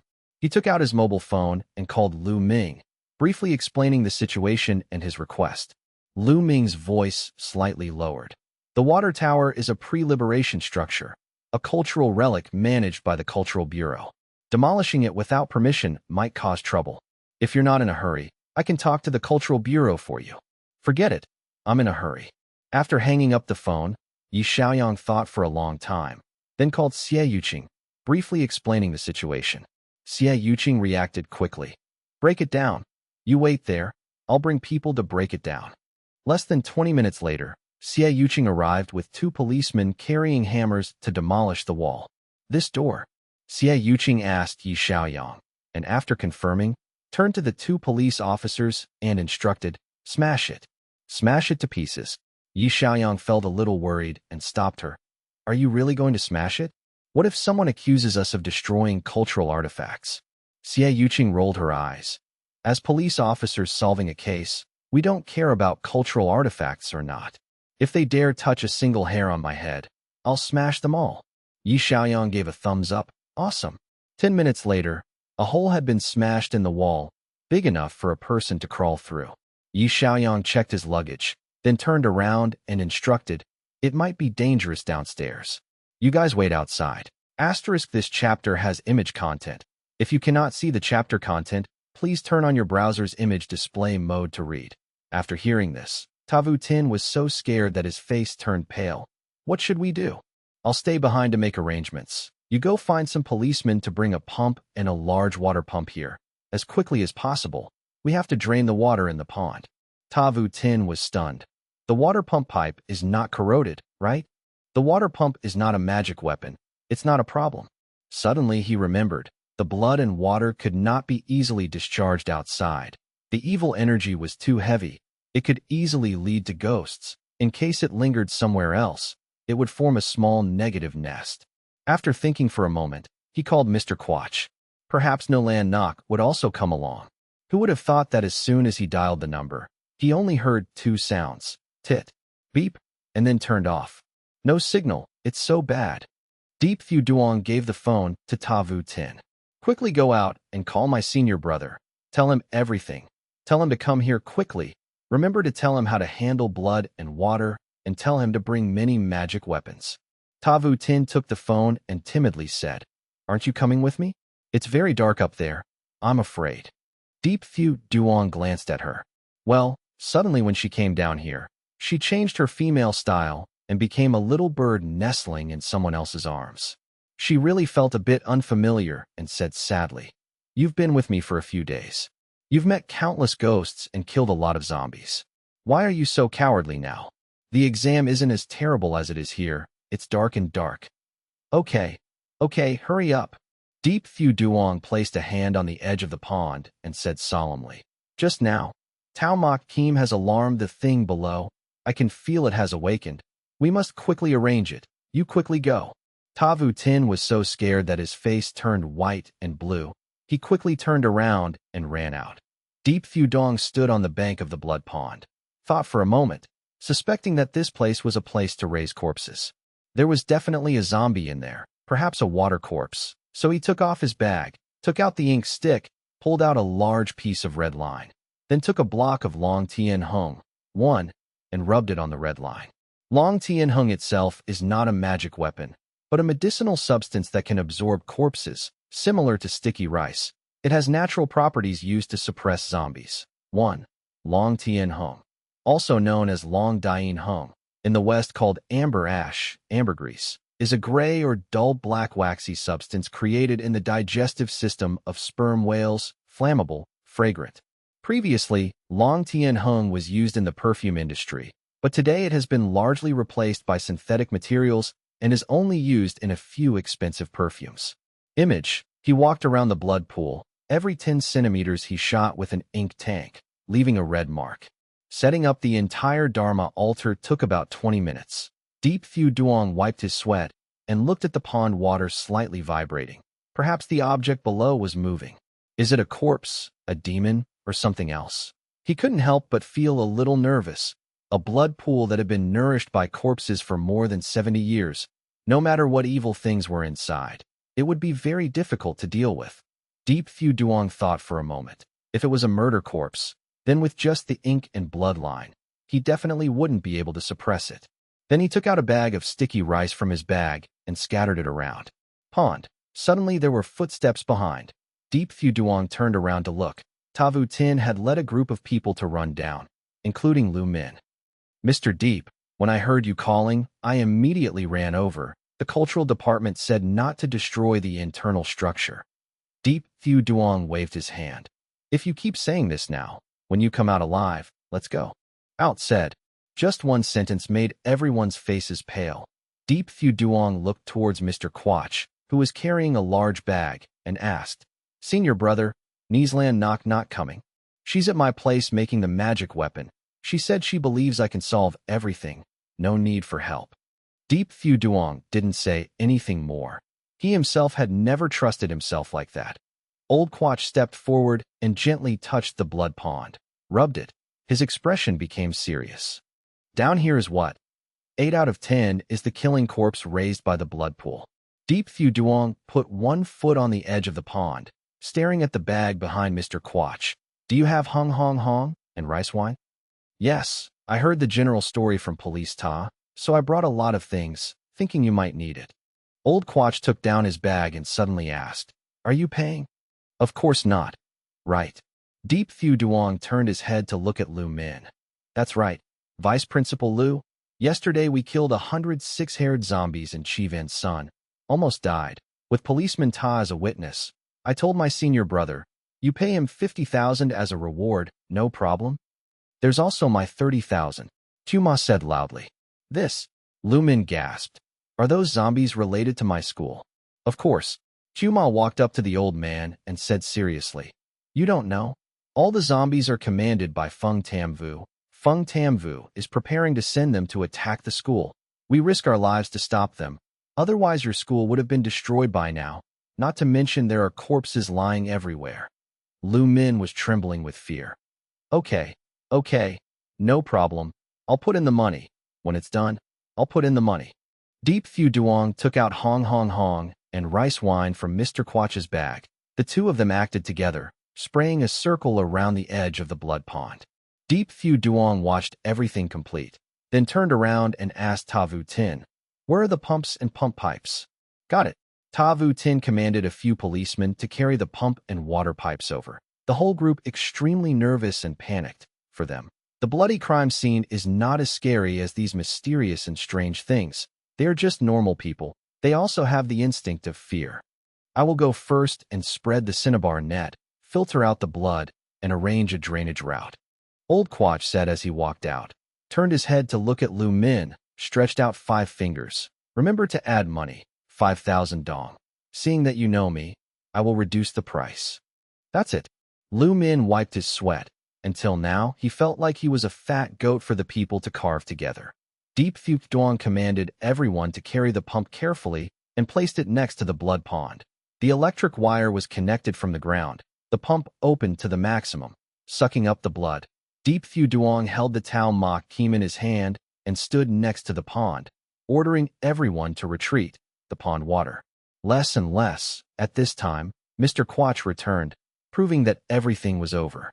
Deep Phu Duong only kept him, chased the others out, cut his finger, wrote a piece of blood talisman, and stuck it on the gate. Just like that, the thing inside would not be able to get out of the gate and hurt others. Old Quach held the cinnabar gun, very nervous, also very excited. Deep Phu Duong stood behind.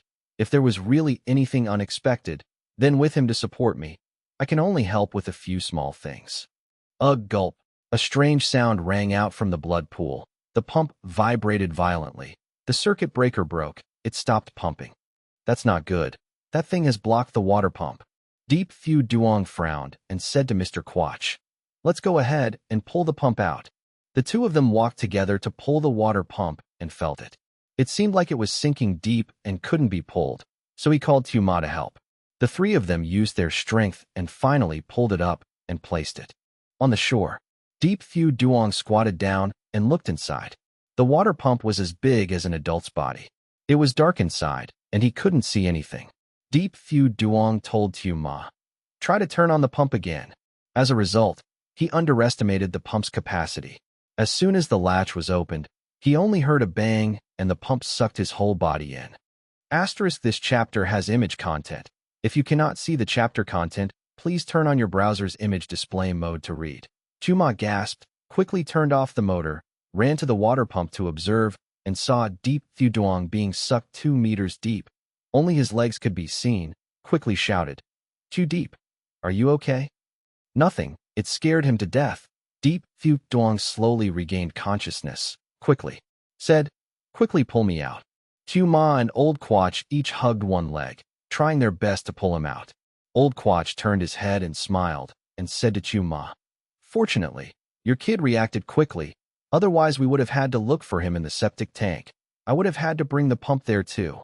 While Deep Phu Duong was coming out, he suddenly smelled a strange smell. Focused on observing, 1/2 meter opposite there were 2 blue light spots like pearls, sometimes bright and sometimes dark. He was immediately startled and reacted. This is an evil thing in the blood pool. The 2 green pearls are its 2 eyes. It turns out that the reason the water pump malfunctioned was because it sucked it in. The inside was pitch black, and we couldn't see the evil creature's appearance. We could only see its 2 blue eyes and hear its loud thud *C sound. Deep Phu Duong suddenly became nervous. If he was outside, even if he was a corpse king, he would dare to risk his life to fight.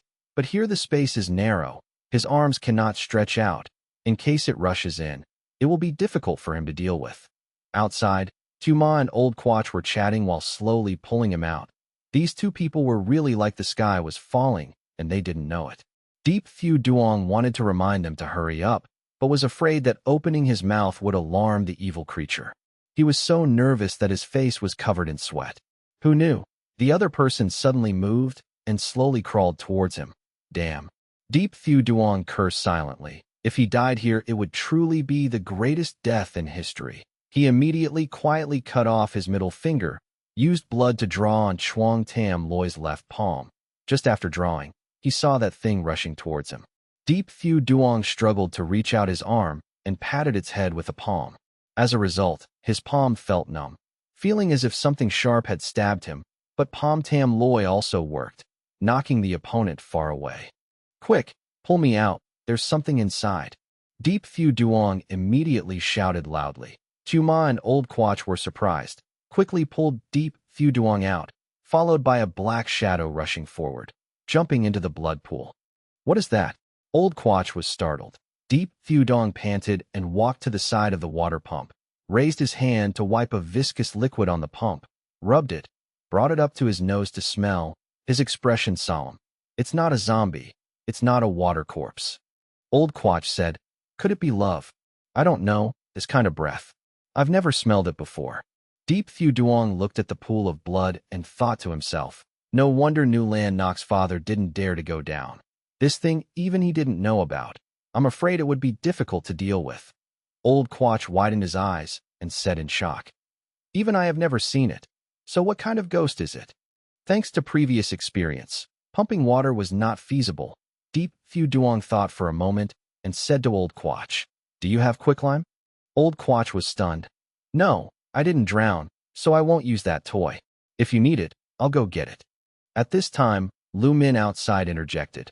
"The quicklime you said, is it normal lime?" Seeing Deep Fu Duong nodding, he quickly said, "At school we have a type of primer that contains a lot of lime. If needed, I'll go get it." "Go, get 50 kilograms here." Lu Min immediately agreed, leading 2 policemen to get lime. Ma said sadly, "Too deep? I've never seen you use lime. Why did you use lime this time?" Lime has no effect on demons, has little effect on zombies, but the demon most feared is lime. Love. Ma scratched his head. "Are those things like pig demons, tree demons, etc.? We seem to have never fought demons. Are they more powerful than ghosts and zombies?" "More powerful than zombies, smarter than zombies. Attack methods are also more diverse, faster speed, very difficult to deal with." Deep Fu Duong spoke in a low voice. 10 minutes later, Lu Min's 3 people returned carrying a bag of lime.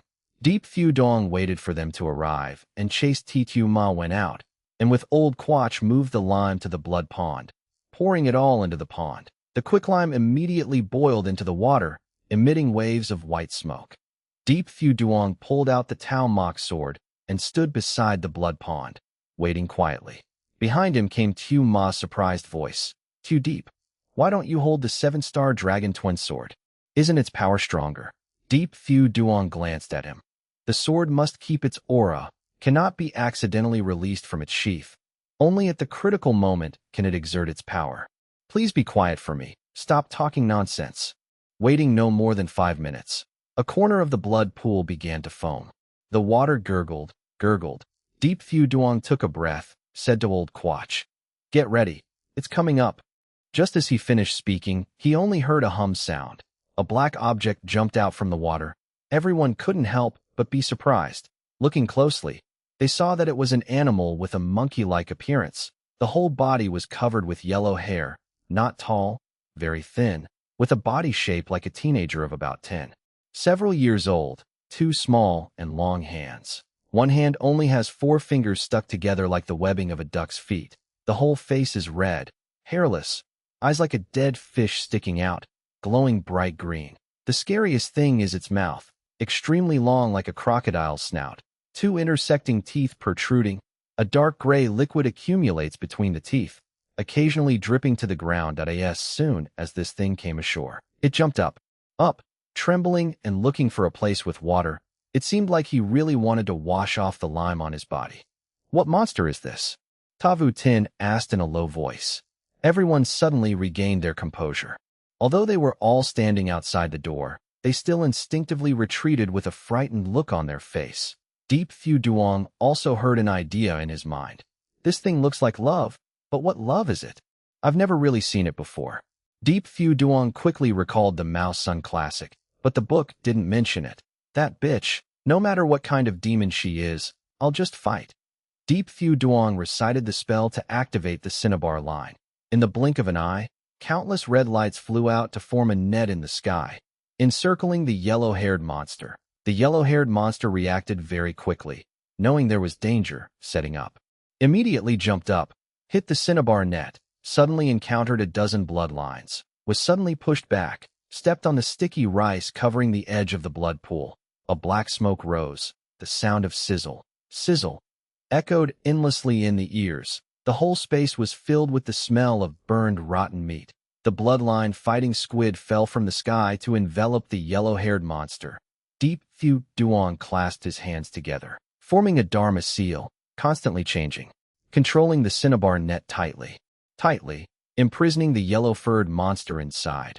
Black blood continuously flowed out, creating an unpleasant smell of fresh blood. Tam Tan decreed, the earth fire was coming. "Level up like the law." Deep Fu Duong waved his hand. The earth fire talisman immediately flew down to its feet, causing the fire to ignite the dragon and the rice wine. Burning fiercely, It struggled desperately. No matter how it tried, it could not escape the cinnabar net. Suddenly, open your mouth wide like a crocodile, roaring in horror, scaring everyone around you. Chapter 70. Kappa. Asterisk. This chapter contains images. If you cannot see the chapter content, please enable image display in your browser to read it. Yi Xiaoyang felt a little relieved. If things continued like this, in less than half an hour, the golden-haired monster would be burned to a pile of charcoal. Just then, a swarm of insects crawled out from the burnt skin of the golden-haired monster. All kinds of crustaceans, large and small, with green, dust-covered shells, emerged from the net.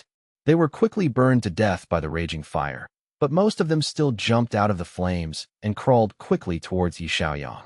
Yi Xiaoyang glanced at them and immediately recognized them as zombie turtles. 1. An evolved form of zombie worms, capable of actively attacking people. The zombie poison in their bodies is highly corrosive. He immediately told Old Gua, "Now I'll make the seal. I can't stop. Leave the rest to you." 1. Zombie turtle, a type of small worm that looks like a turtle, extremely terrifying, gathers in the body of a zombie, absorbing zombie energy. A similar species to Betty, who eats tongues. This species is mentioned in the Tomb Raider's notes. Old Gua took out his cinnabar gun, fired several shots, and killed several of them. He said miserably, "There are so many. How can I deal with them all? Where's Little Ma?" Then he tossed the backpack to him. "Find the cinnabar in the yellow paper bag, sprinkle it on the junior disciple, and then light a fire. Hurry, hurry." Xiao Ma opened the backpack, emptied its contents onto the ground, frantically searching, and somehow stumbled upon a small, soft, string-tied pouch. He exclaimed, "Damn it, Durex. I didn't expect Brother Gua to have such a strong taste." Gua's face turned red, and he scolded, "Someone else put that in my bag. Don't you have anything better to do? Hurry up and find the cinnabar." Xiao Ma glanced over and saw many paper packets tied with red silk thread in a cross shape, resembling a bag of explosives. Yellow, yellow. Xiao Ma picked up a pouch and asked, "Gua, is this it?" Gua was shooting turtles and didn't have time to turn around, only saying, "Yellow is right. Hurry up. I only have one gun. I can't hold them off." Chapter 71. Secret Passage. Asterisk. This chapter contains images. If you cannot see the chapter content, please enable image display in your browser to read it. "Damn it, grab me again." Little Ma dodged, but its arm was too long and grabbed his neck. His neck was gripped tightly. Little Ma felt like it was about to be torn off, his vision blurred, and he wanted to cry for help but couldn't speak. He could only clap his hands to attract Yi Xiaoyang's attention. Yi Xiaoyang wasn't idle either. Taking advantage of the Kappa attacking Little Ma, he bent down, quickly pulled out the spirit-slaying nail, stepped forward, leaped onto the Kappa's back, and plunged the spirit-slaying nail into its head. The skin on the Kappa's head was instantly crushed, and a foul, pungent smell sprayed into Yi Xiaoyang's face, extremely unpleasant. Kappa roared, released Little Horse, and wrapped his arms around Yi Xiaoyang's back, his 8 fingers fiercely digging into Yi Xiaoyang's flesh. A wave of excruciating pain surged through Yi Xiaoyang's body. He gritted his teeth, recited the soul-shattering incantation, and, using all the strength he'd ever possessed, plunged the spirit-destroying nail into the Kappa's head. 2 piercing screams rang out, one from the Kappa, the other from the demon on top of it. The demon extended all its claws to block the spirit-destroying nail, but still couldn't escape its fate of being pierced. A pool of dark blood splattered from the puddle, whether from the Kappa or the demon was unclear. "Triplet," Yi Xiaoyang shouted loudly, forcefully plunging the spirit-slaying nail deep into the puddle of water. The Kappa trembled as if electrocuted, and after a few seconds, spat out a mouthful of demonic energy. Its body quickly went limp and it fell to the ground. Xiao Ma, lying on the ground with his mouth wide open, was suffocated by the Kappa and Yi Xiaoyang. Both of them were on top of him. The Kappa let out a yelp, then became motionless. Yi Xiaoyang pushed its arms out of his flesh, panting, and told everyone to carry the Kappa's corpse away. He patted Xiao Ma's face. "Did you strangle it to death?" "You crushed it to death." Xiao Ma rolled his eyes and said listlessly. Yi Xiaoyang chuckled. "You burn my things too. Let's call it even." Asterisk. This chapter has image content. If you cannot see the chapter content, Please turn on your browser's image display mode to read. No wonder the tile floor is used. It turns out it's to hide the passage underneath. Chuma's IQ is not high. Only now did he understand the intention of using the tile floor. Deep Phu Dong squatted down, touched the gaps of the tile with both hands, and said, "It's all glued. It's very tight." Then took Din Diet Lin from the side and hit it a few times. The brick quickly broke. Underneath the brick was a layer of waterproof canvas. As soon as it was torn open, a square cave immediately appeared before the eyes. The size was about the size of a brick, about 1 square meter, only enough for one person to enter. The cave was perpendicular to the bottom, with metal handles on both sides. Tavu Tin turned on the flashlight and shined it down. "Look, this cave is about 5 to 6 meters deep, just connected to a horizontal cave, extending to the southeast. It's the direction of the dormitory." Deep Phu Duong said firmly. The rock in his heart suddenly fell. "As long as we find the passage, things will definitely be better later." "Go now?" Tavu Tin asked, glancing at the wound on Deep Phu Duong's back. "Are you okay?" "No problem. Go down. Avoid the long night of dreams." Deep Phu Duong turned around and said, "You all wait here. Today I'm just going to observe the terrain. It's enough for me to go down alone." "No, I want to go too. I have something to talk about with my superiors later," Tavu Tin said. The two people climbed down one after another, entering the horizontal passage built of cement, about 2 meters high, about 3 or 4 people wide. Tavu Tin turned on the flashlight. A powerful beam of light shot straight for more than 10 meters. Deep Phu Duong looked at the strange flashlight in her hand in surprise and asked sadly, "What is this flashlight? Why is it so small and so bright?" "Wicked Laser's torch. It's a tool for us to carry out our mission. It's very strong. If you shine it in your eyes, you can go blind," Deep Phu Duong said. The passage is straight. After more than 10 meters, small honeycomb stone caves begin to appear, about a few square meters wide. Inside are many iron beds with uniform designs, mottled with rust, and under the beds are a few drawers. Here, 8 out of 10 are shelters. Tavu Tin used a flashlight to shine it, and said speculatively, "I really admire those Japanese designers." Deep Phu Duong said, "The outside of the armory is a place to hide. If you encounter an attack, you will quickly come down here, equip yourself with good weapons, go out another way, and take advantage of the enemy's vulnerability to counterattack." Tavu Tin agreed. "Yes, from a military perspective, this design is very clever. Unfortunately, human calculation is not as good as Heaven's calculation.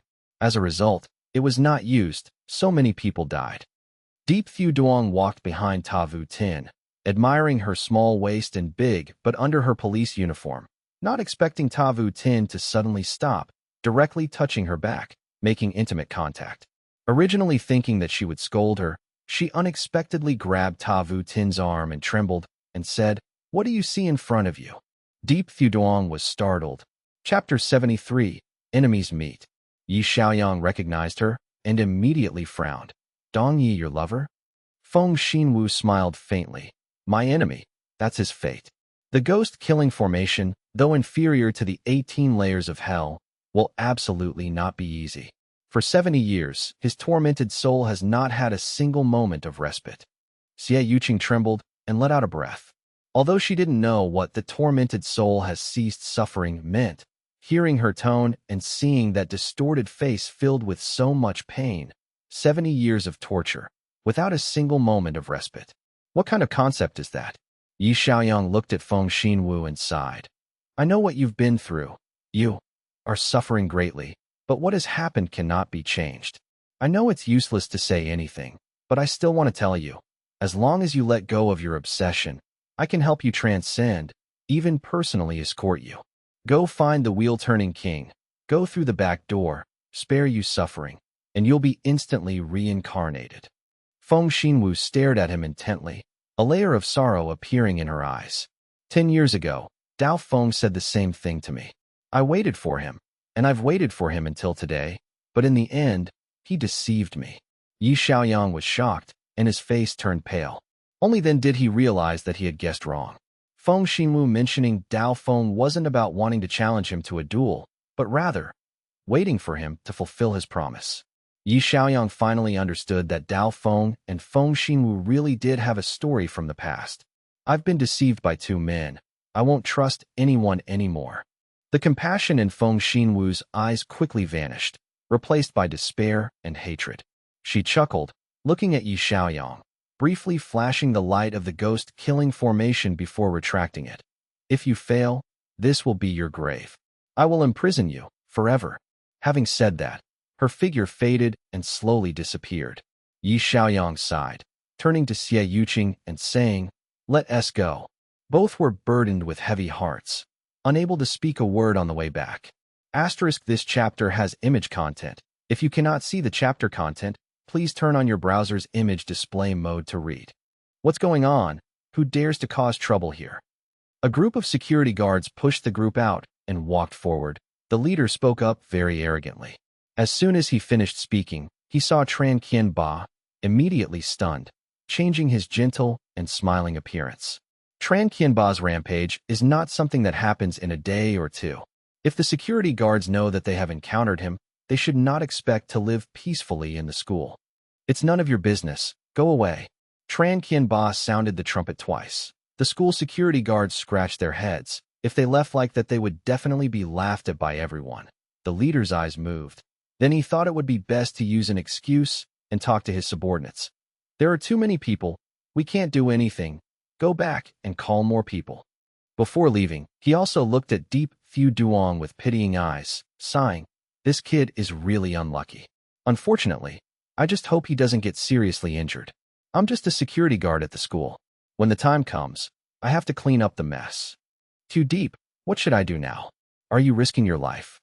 Ma gritted his teeth and said, "I rarely fight. Let's try." Deep Fu Duong said, "What rarely fights?" Ma was nervous. "Damn it.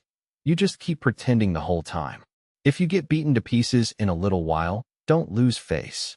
Deep Fu Duong shook his head. "That's not true. My skills are not yet perfect. If I accidentally hit them seriously, I won't have enough money to compensate for the medicine." Ma heard him say that, still very doubtful in his heart. If we talk about exterminating demons, he is the #1 expert. But when it comes to fighting, Ma wondered, does exterminating demons and fighting have anything to do with fighting? Or has this guy always gotten used to exterminating demons, so he thinks that fighting is as easy as exterminating demons? A few of Tran Qianba's disciples quickly rushed in front of them. Ma didn't have time to think too much and raised his hand to punch the tall, thin man in the face. That person was worried about Deep Fu Duong, was not careful, and suddenly fell to the ground with a punch. The remaining people were stunned, let go of Deep Fu Duong, and turned towards Ma. Ma did not run away, raised his head and called Deep Fu Duong. "Quickly run. Leave me alone. Run to tell the police to save." Deep Fu Duong's heart moved. This fat man was usually greedy for money and beauty, but at the crucial moment he was so kind, suddenly smiled, jumped up, clenched his hands, and raised his fingers. Middle, slightly bent, thup, pop. 2 times, hitting the other 2 guys in the back of the head twice. Deep Fu Duong acted gently like an adult hitting a child, making the other 2 very humiliated, but the attack was not strong. Deep Fu Duong's attack was not heavy, but what happened made the surrounding people choke in their throats. After the 2 guys fell to the ground, they immediately held their heads and screamed, rolling around a few times. Round, bop, bump. Deep Fu Duong rushed to Ma's side, then pointed at the 2 guys who had just turned towards Ma. Both of them also fell to the ground one after another, in so much pain that they bared their teeth and their eyes widened. This scene made the remaining guys scared to death. Tran Qianba was also stunned, then shouted loudly, "What are you afraid of? There are so many of you. Hurry up and crush me to death. Give it to me." Receiving the order, the younger brothers immediately ran towards Deep Fu Duong. Deep Fu Duong did not perform any magic, just gently stepped forward, gently dodging, without being hit at all, seizing the opportunity to hit each of them in the back of the head. More than a dozen of them fell to the ground one after another, rolling on the ground. The R***N** sound echoed everywhere. Deep Fu Duong brushed his hands, looking innocent.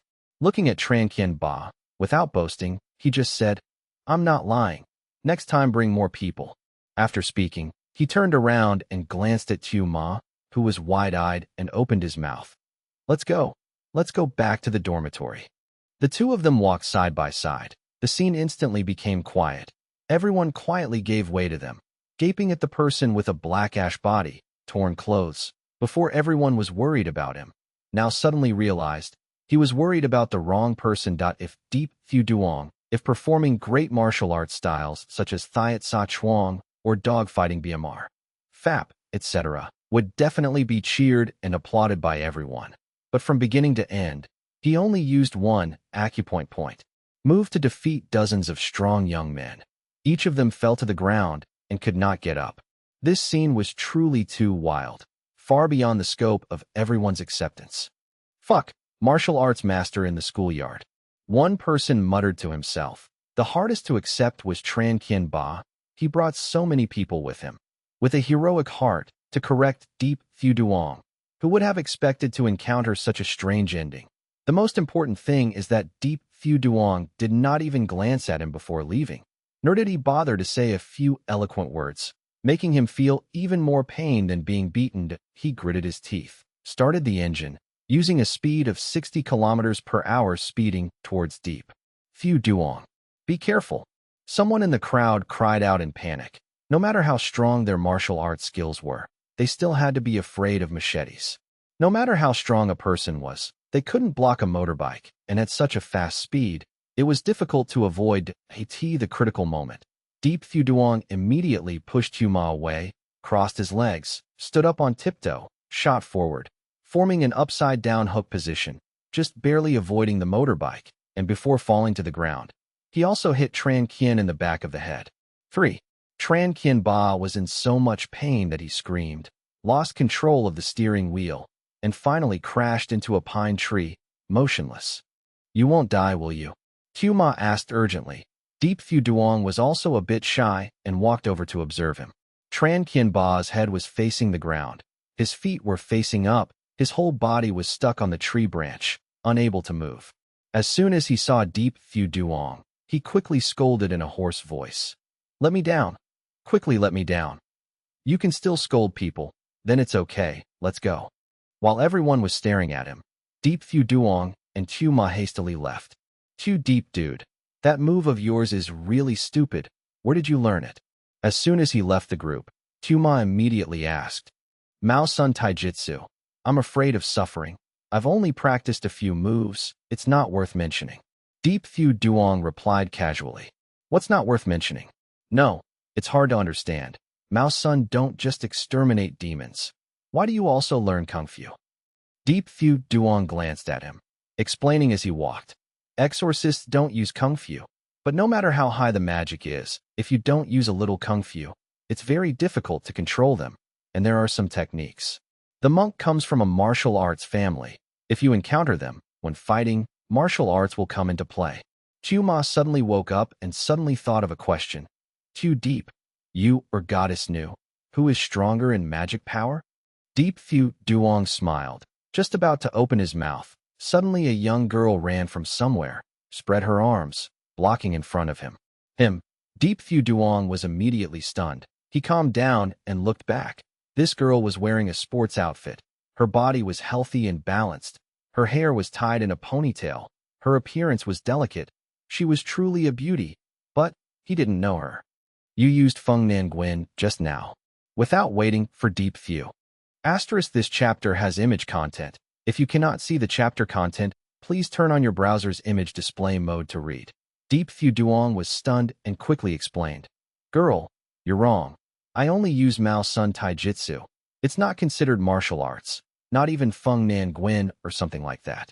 If you want to practice martial arts, go find someone else, okay? After speaking, he walked around her. As a result, Truong Tuni reached out and grabbed his hand, smiling.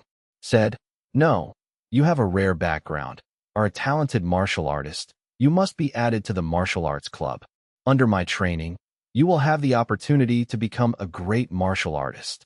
This girl watches too many martial arts movies. So is she stupid? Is your brain sick?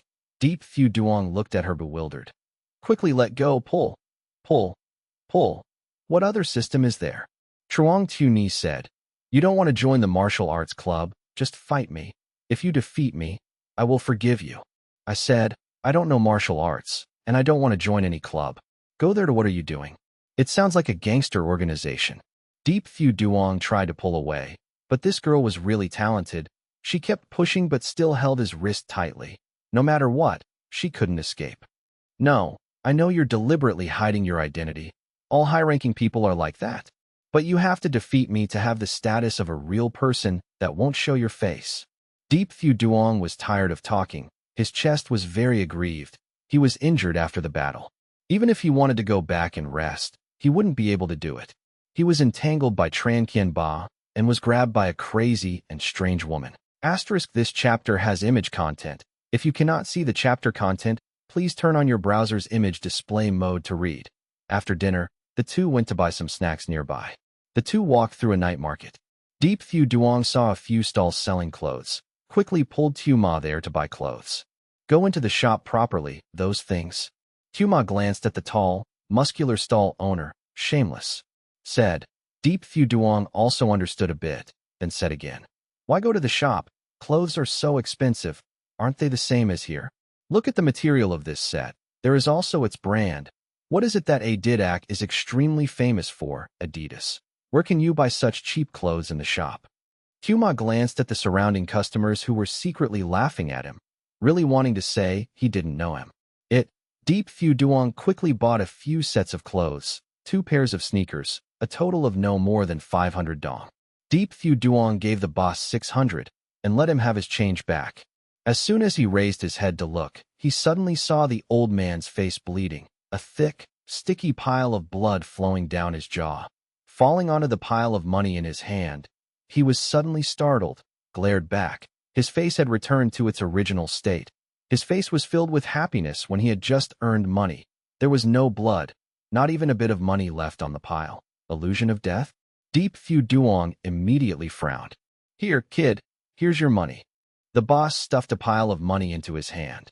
Deep Fu Duong quietly counted, suddenly saw a few blue bills in the pile, secretly shocked, calmly said to the boss, Boss, there's a problem with the money. Let me change another one. What's the problem? See for yourself. The boss took the pile of money, looked down. His face immediately turned pale. The numbers on the money were written, printed in capital letters of 50 dong. Above is a picture of a head wearing a crown with a flag tassel. Looking majestic, below is written a line of words, Fongdu Bank. This is hell money. The boss's voice trembled and said, Where does the underworld money come from? Deep Fu Duong said, I don't know. What do you mean by giving me the underworld money? The boss slowly calmed down. His pupils turned and said, Boy, you're such a liar. Just now I gave you change. You also saw it. It was all renminbi. How could it be underworld money? You intend to cheat, right? You want to use tricks? Swapping money with me? How unlucky. Deep Fu Duong saw the old man's eyes flash, immediately understood, thought for a moment, did not expose, just smiled, and pulled Tu Ma's hand who was about to argue, winked, turned, and left the stall. Too deep. Why are you dragging me? That money is clearly his to swap. Are you afraid of him? Going to a corner with few people, Tu Ma said angrily. Deep Fu Duong told him what he saw just now. That is an illusion of death, proving that there is a ghost entwined with him. He will soon die. Ordinary people cannot see it. But we magicians are different. Many folk magicians have relied on it to judge people's fate. Tu Ma was bewildered, muttering, If you say that, you will definitely die. That's not true. Everyone who has the illusion of death is close to sudden death. If it's due to an accident, don't save it. Life and death have a fate. When it's your destiny, you have to die. However, there is a type of sudden death that is not recorded in the book of life and death, and that is being harmed by evil spirits.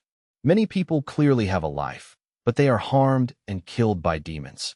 Unexpectedly died. So ghosts cannot harm people.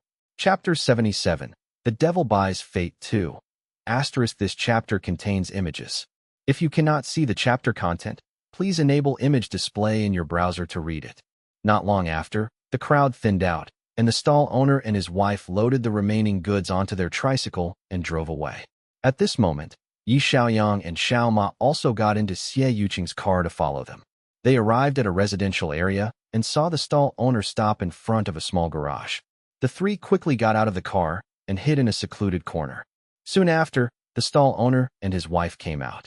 The owner said anxiously, "Look what's been happening these past few days. Every day, I receive a stack of ghost money. Is someone playing a prank, or is there something mysterious going on?" His wife replied, "Don't go to the stall tomorrow. Let's go to the city god temple to light incense." The two walked into a building, and a short while later, the lights came on in the left-hand room on the second floor. Xie Yuqing said, "That scoundrel, what do we do now?" Normally, the female ghost who bought the old man's life should return tonight. Wait until they're asleep, then we'll run upstairs and wait for the female ghost to appear. Let's see what kind of grudge she has. Yi Xiaoyang glanced around and said, "There are cameras everywhere here. What if the security guards catch us, say we're thieves, and call the police?" Xie Yuqing glared at him. "With me here, what are you afraid of?" This chapter has image content. If you cannot see the chapter content, please turn on your browser's image display mode to read. Look, this is what I looked like when I died. My body was all rotten. It was only 23 days since I was discovered. Boss Tran, don't you really like my face? Look. The more the female ghost spoke, the more agitated she became, roaring angrily. Fat Tran twitched the corners of her eyes. Her mouth was foaming, and she quickly fell to the ground unconscious.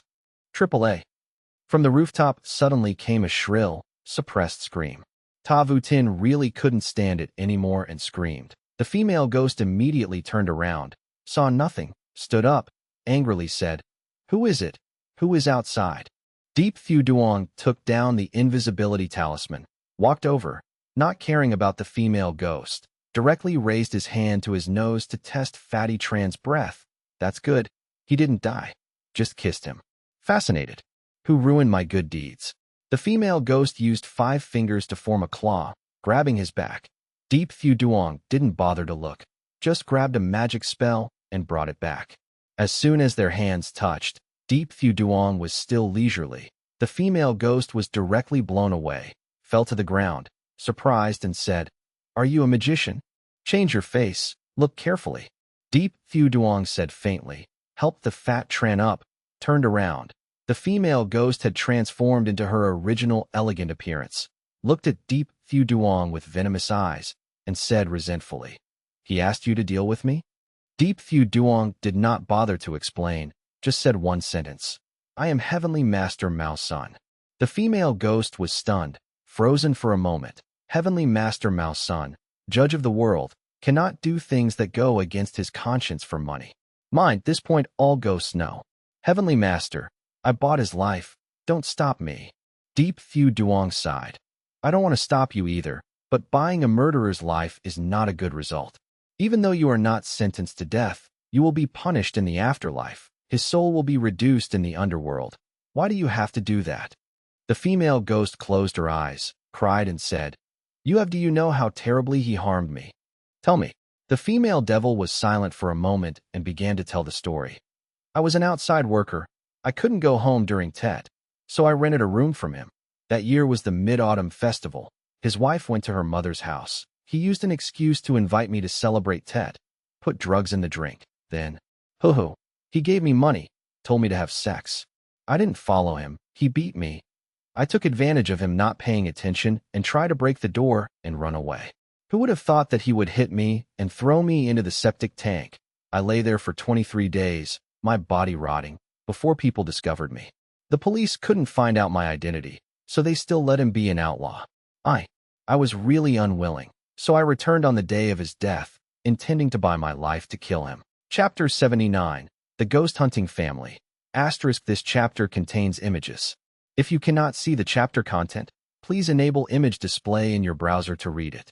Just like yesterday, the door of the Elan Tavern was only half closed. Yi Xiaoyang and Xiao Ma slipped inside.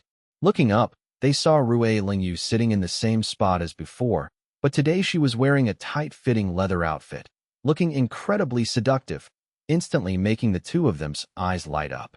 "You're here so early? Are you here?" Yi Xiaoyang greeted her warmly. "Just arrived." Nu Lan Nok glanced at him, her eyes falling on Deep Fu Jung's Adidas jacket, remaining silent. Note: the name is Adidas. I didn't change it. As soon as they sat down, a beautiful woman approached, smiling at them. What would you like to drink? My treat.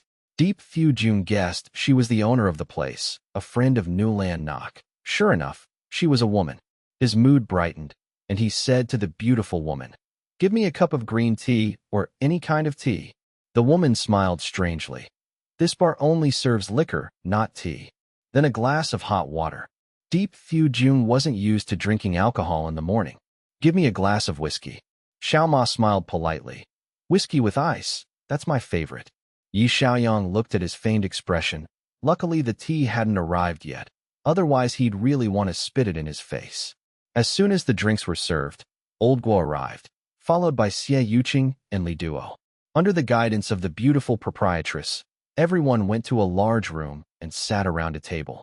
Yi Xiaoyang looked left and right and said, "Everyone's here. Whoever has anything to say, please speak first." This chapter has image content. If you cannot see the chapter content, please turn on your browser's image display mode to read. Nolan Nok took off the metal stick and a silver pistol that looked exactly like a cinnabar gun, placed it on the table, and said, "This is a soul-killing gun. Also uses cinnabar bullets, but only magicians can use it. The stronger the magic power, the greater the power. And this is the Tone Han Truong made from steel and PCB. 1. I reserve it as a weapon. Separately. 1. PCB. Polychlorinated biphenyls are mixtures of up to 209 types of chemicals, used mainly in electrical equipment.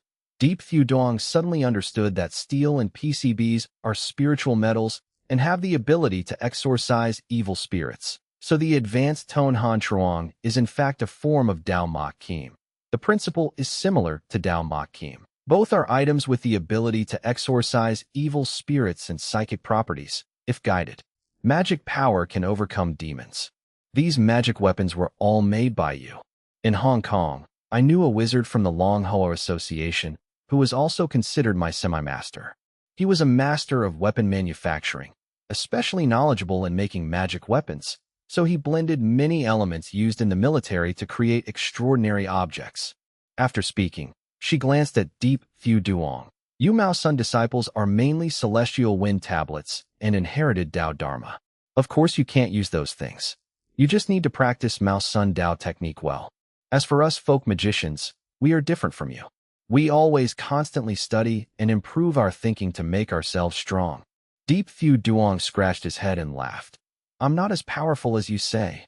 I praise Maoshan. Tong, I'm not praising you. I don't see where you're powerful.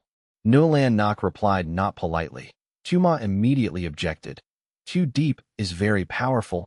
He alone can kill Kappa. Nulan Nok faintly said, "If even Kappa can't fight back, will you still call yourself a disciple of Maoshan?" Deep Fu Duong remained silent and did not explain. Today there is an opportunity to perform magic. I have to let her see my technique to convince her. Do you want to ask anything else? Nulan Nok looked at Deep Fu Duong. Where is Tanfong? The emergency shelter is waiting for us. Deep Fu Duong nodded. Let's go then. The seal opened. Hundreds of ghosts appeared. Feng Tamvu united the ghost corpses. Deep Fu Duong believed that today's battle would be very difficult. As soon as he left the door, he took a deep breath. His chest was both nervous and hopeful. Wait that if it's a mule or a horse. Only when you pull it out will you know. 2.2. Original text T Loa 2 T Ma. When you pull out the mule and the horse have quite similar appearances. However, the mule carries the load and has the ability to resist. The horse is fast and flexible. So if you pull it out and see that the one is sluggish and leisurely, that is the mule. La Deep Fu Duong told everyone to go first. He took Mr. Quach's car back to Ta Vu Tin's house, hugged Feng Tamvu's body in the car, then drove to the gate of the Foreign Language Academy to meet with everyone. He handed over Feng Tamvu's body to Qiu Ma, using the reason that he needed to preserve his physical strength to easily deal with her. This reason was too dignified. Qiu Ma had nothing more to say. On the way, Old Quach suggested, "Little junior brother, you should call Lu Min to come here to witness our clearing, then ask him for money after the job, to avoid him playing tricks." Deep Fu Dong thought it was right. Quickly called Lu Min. He was at school. A few minutes later he arrived.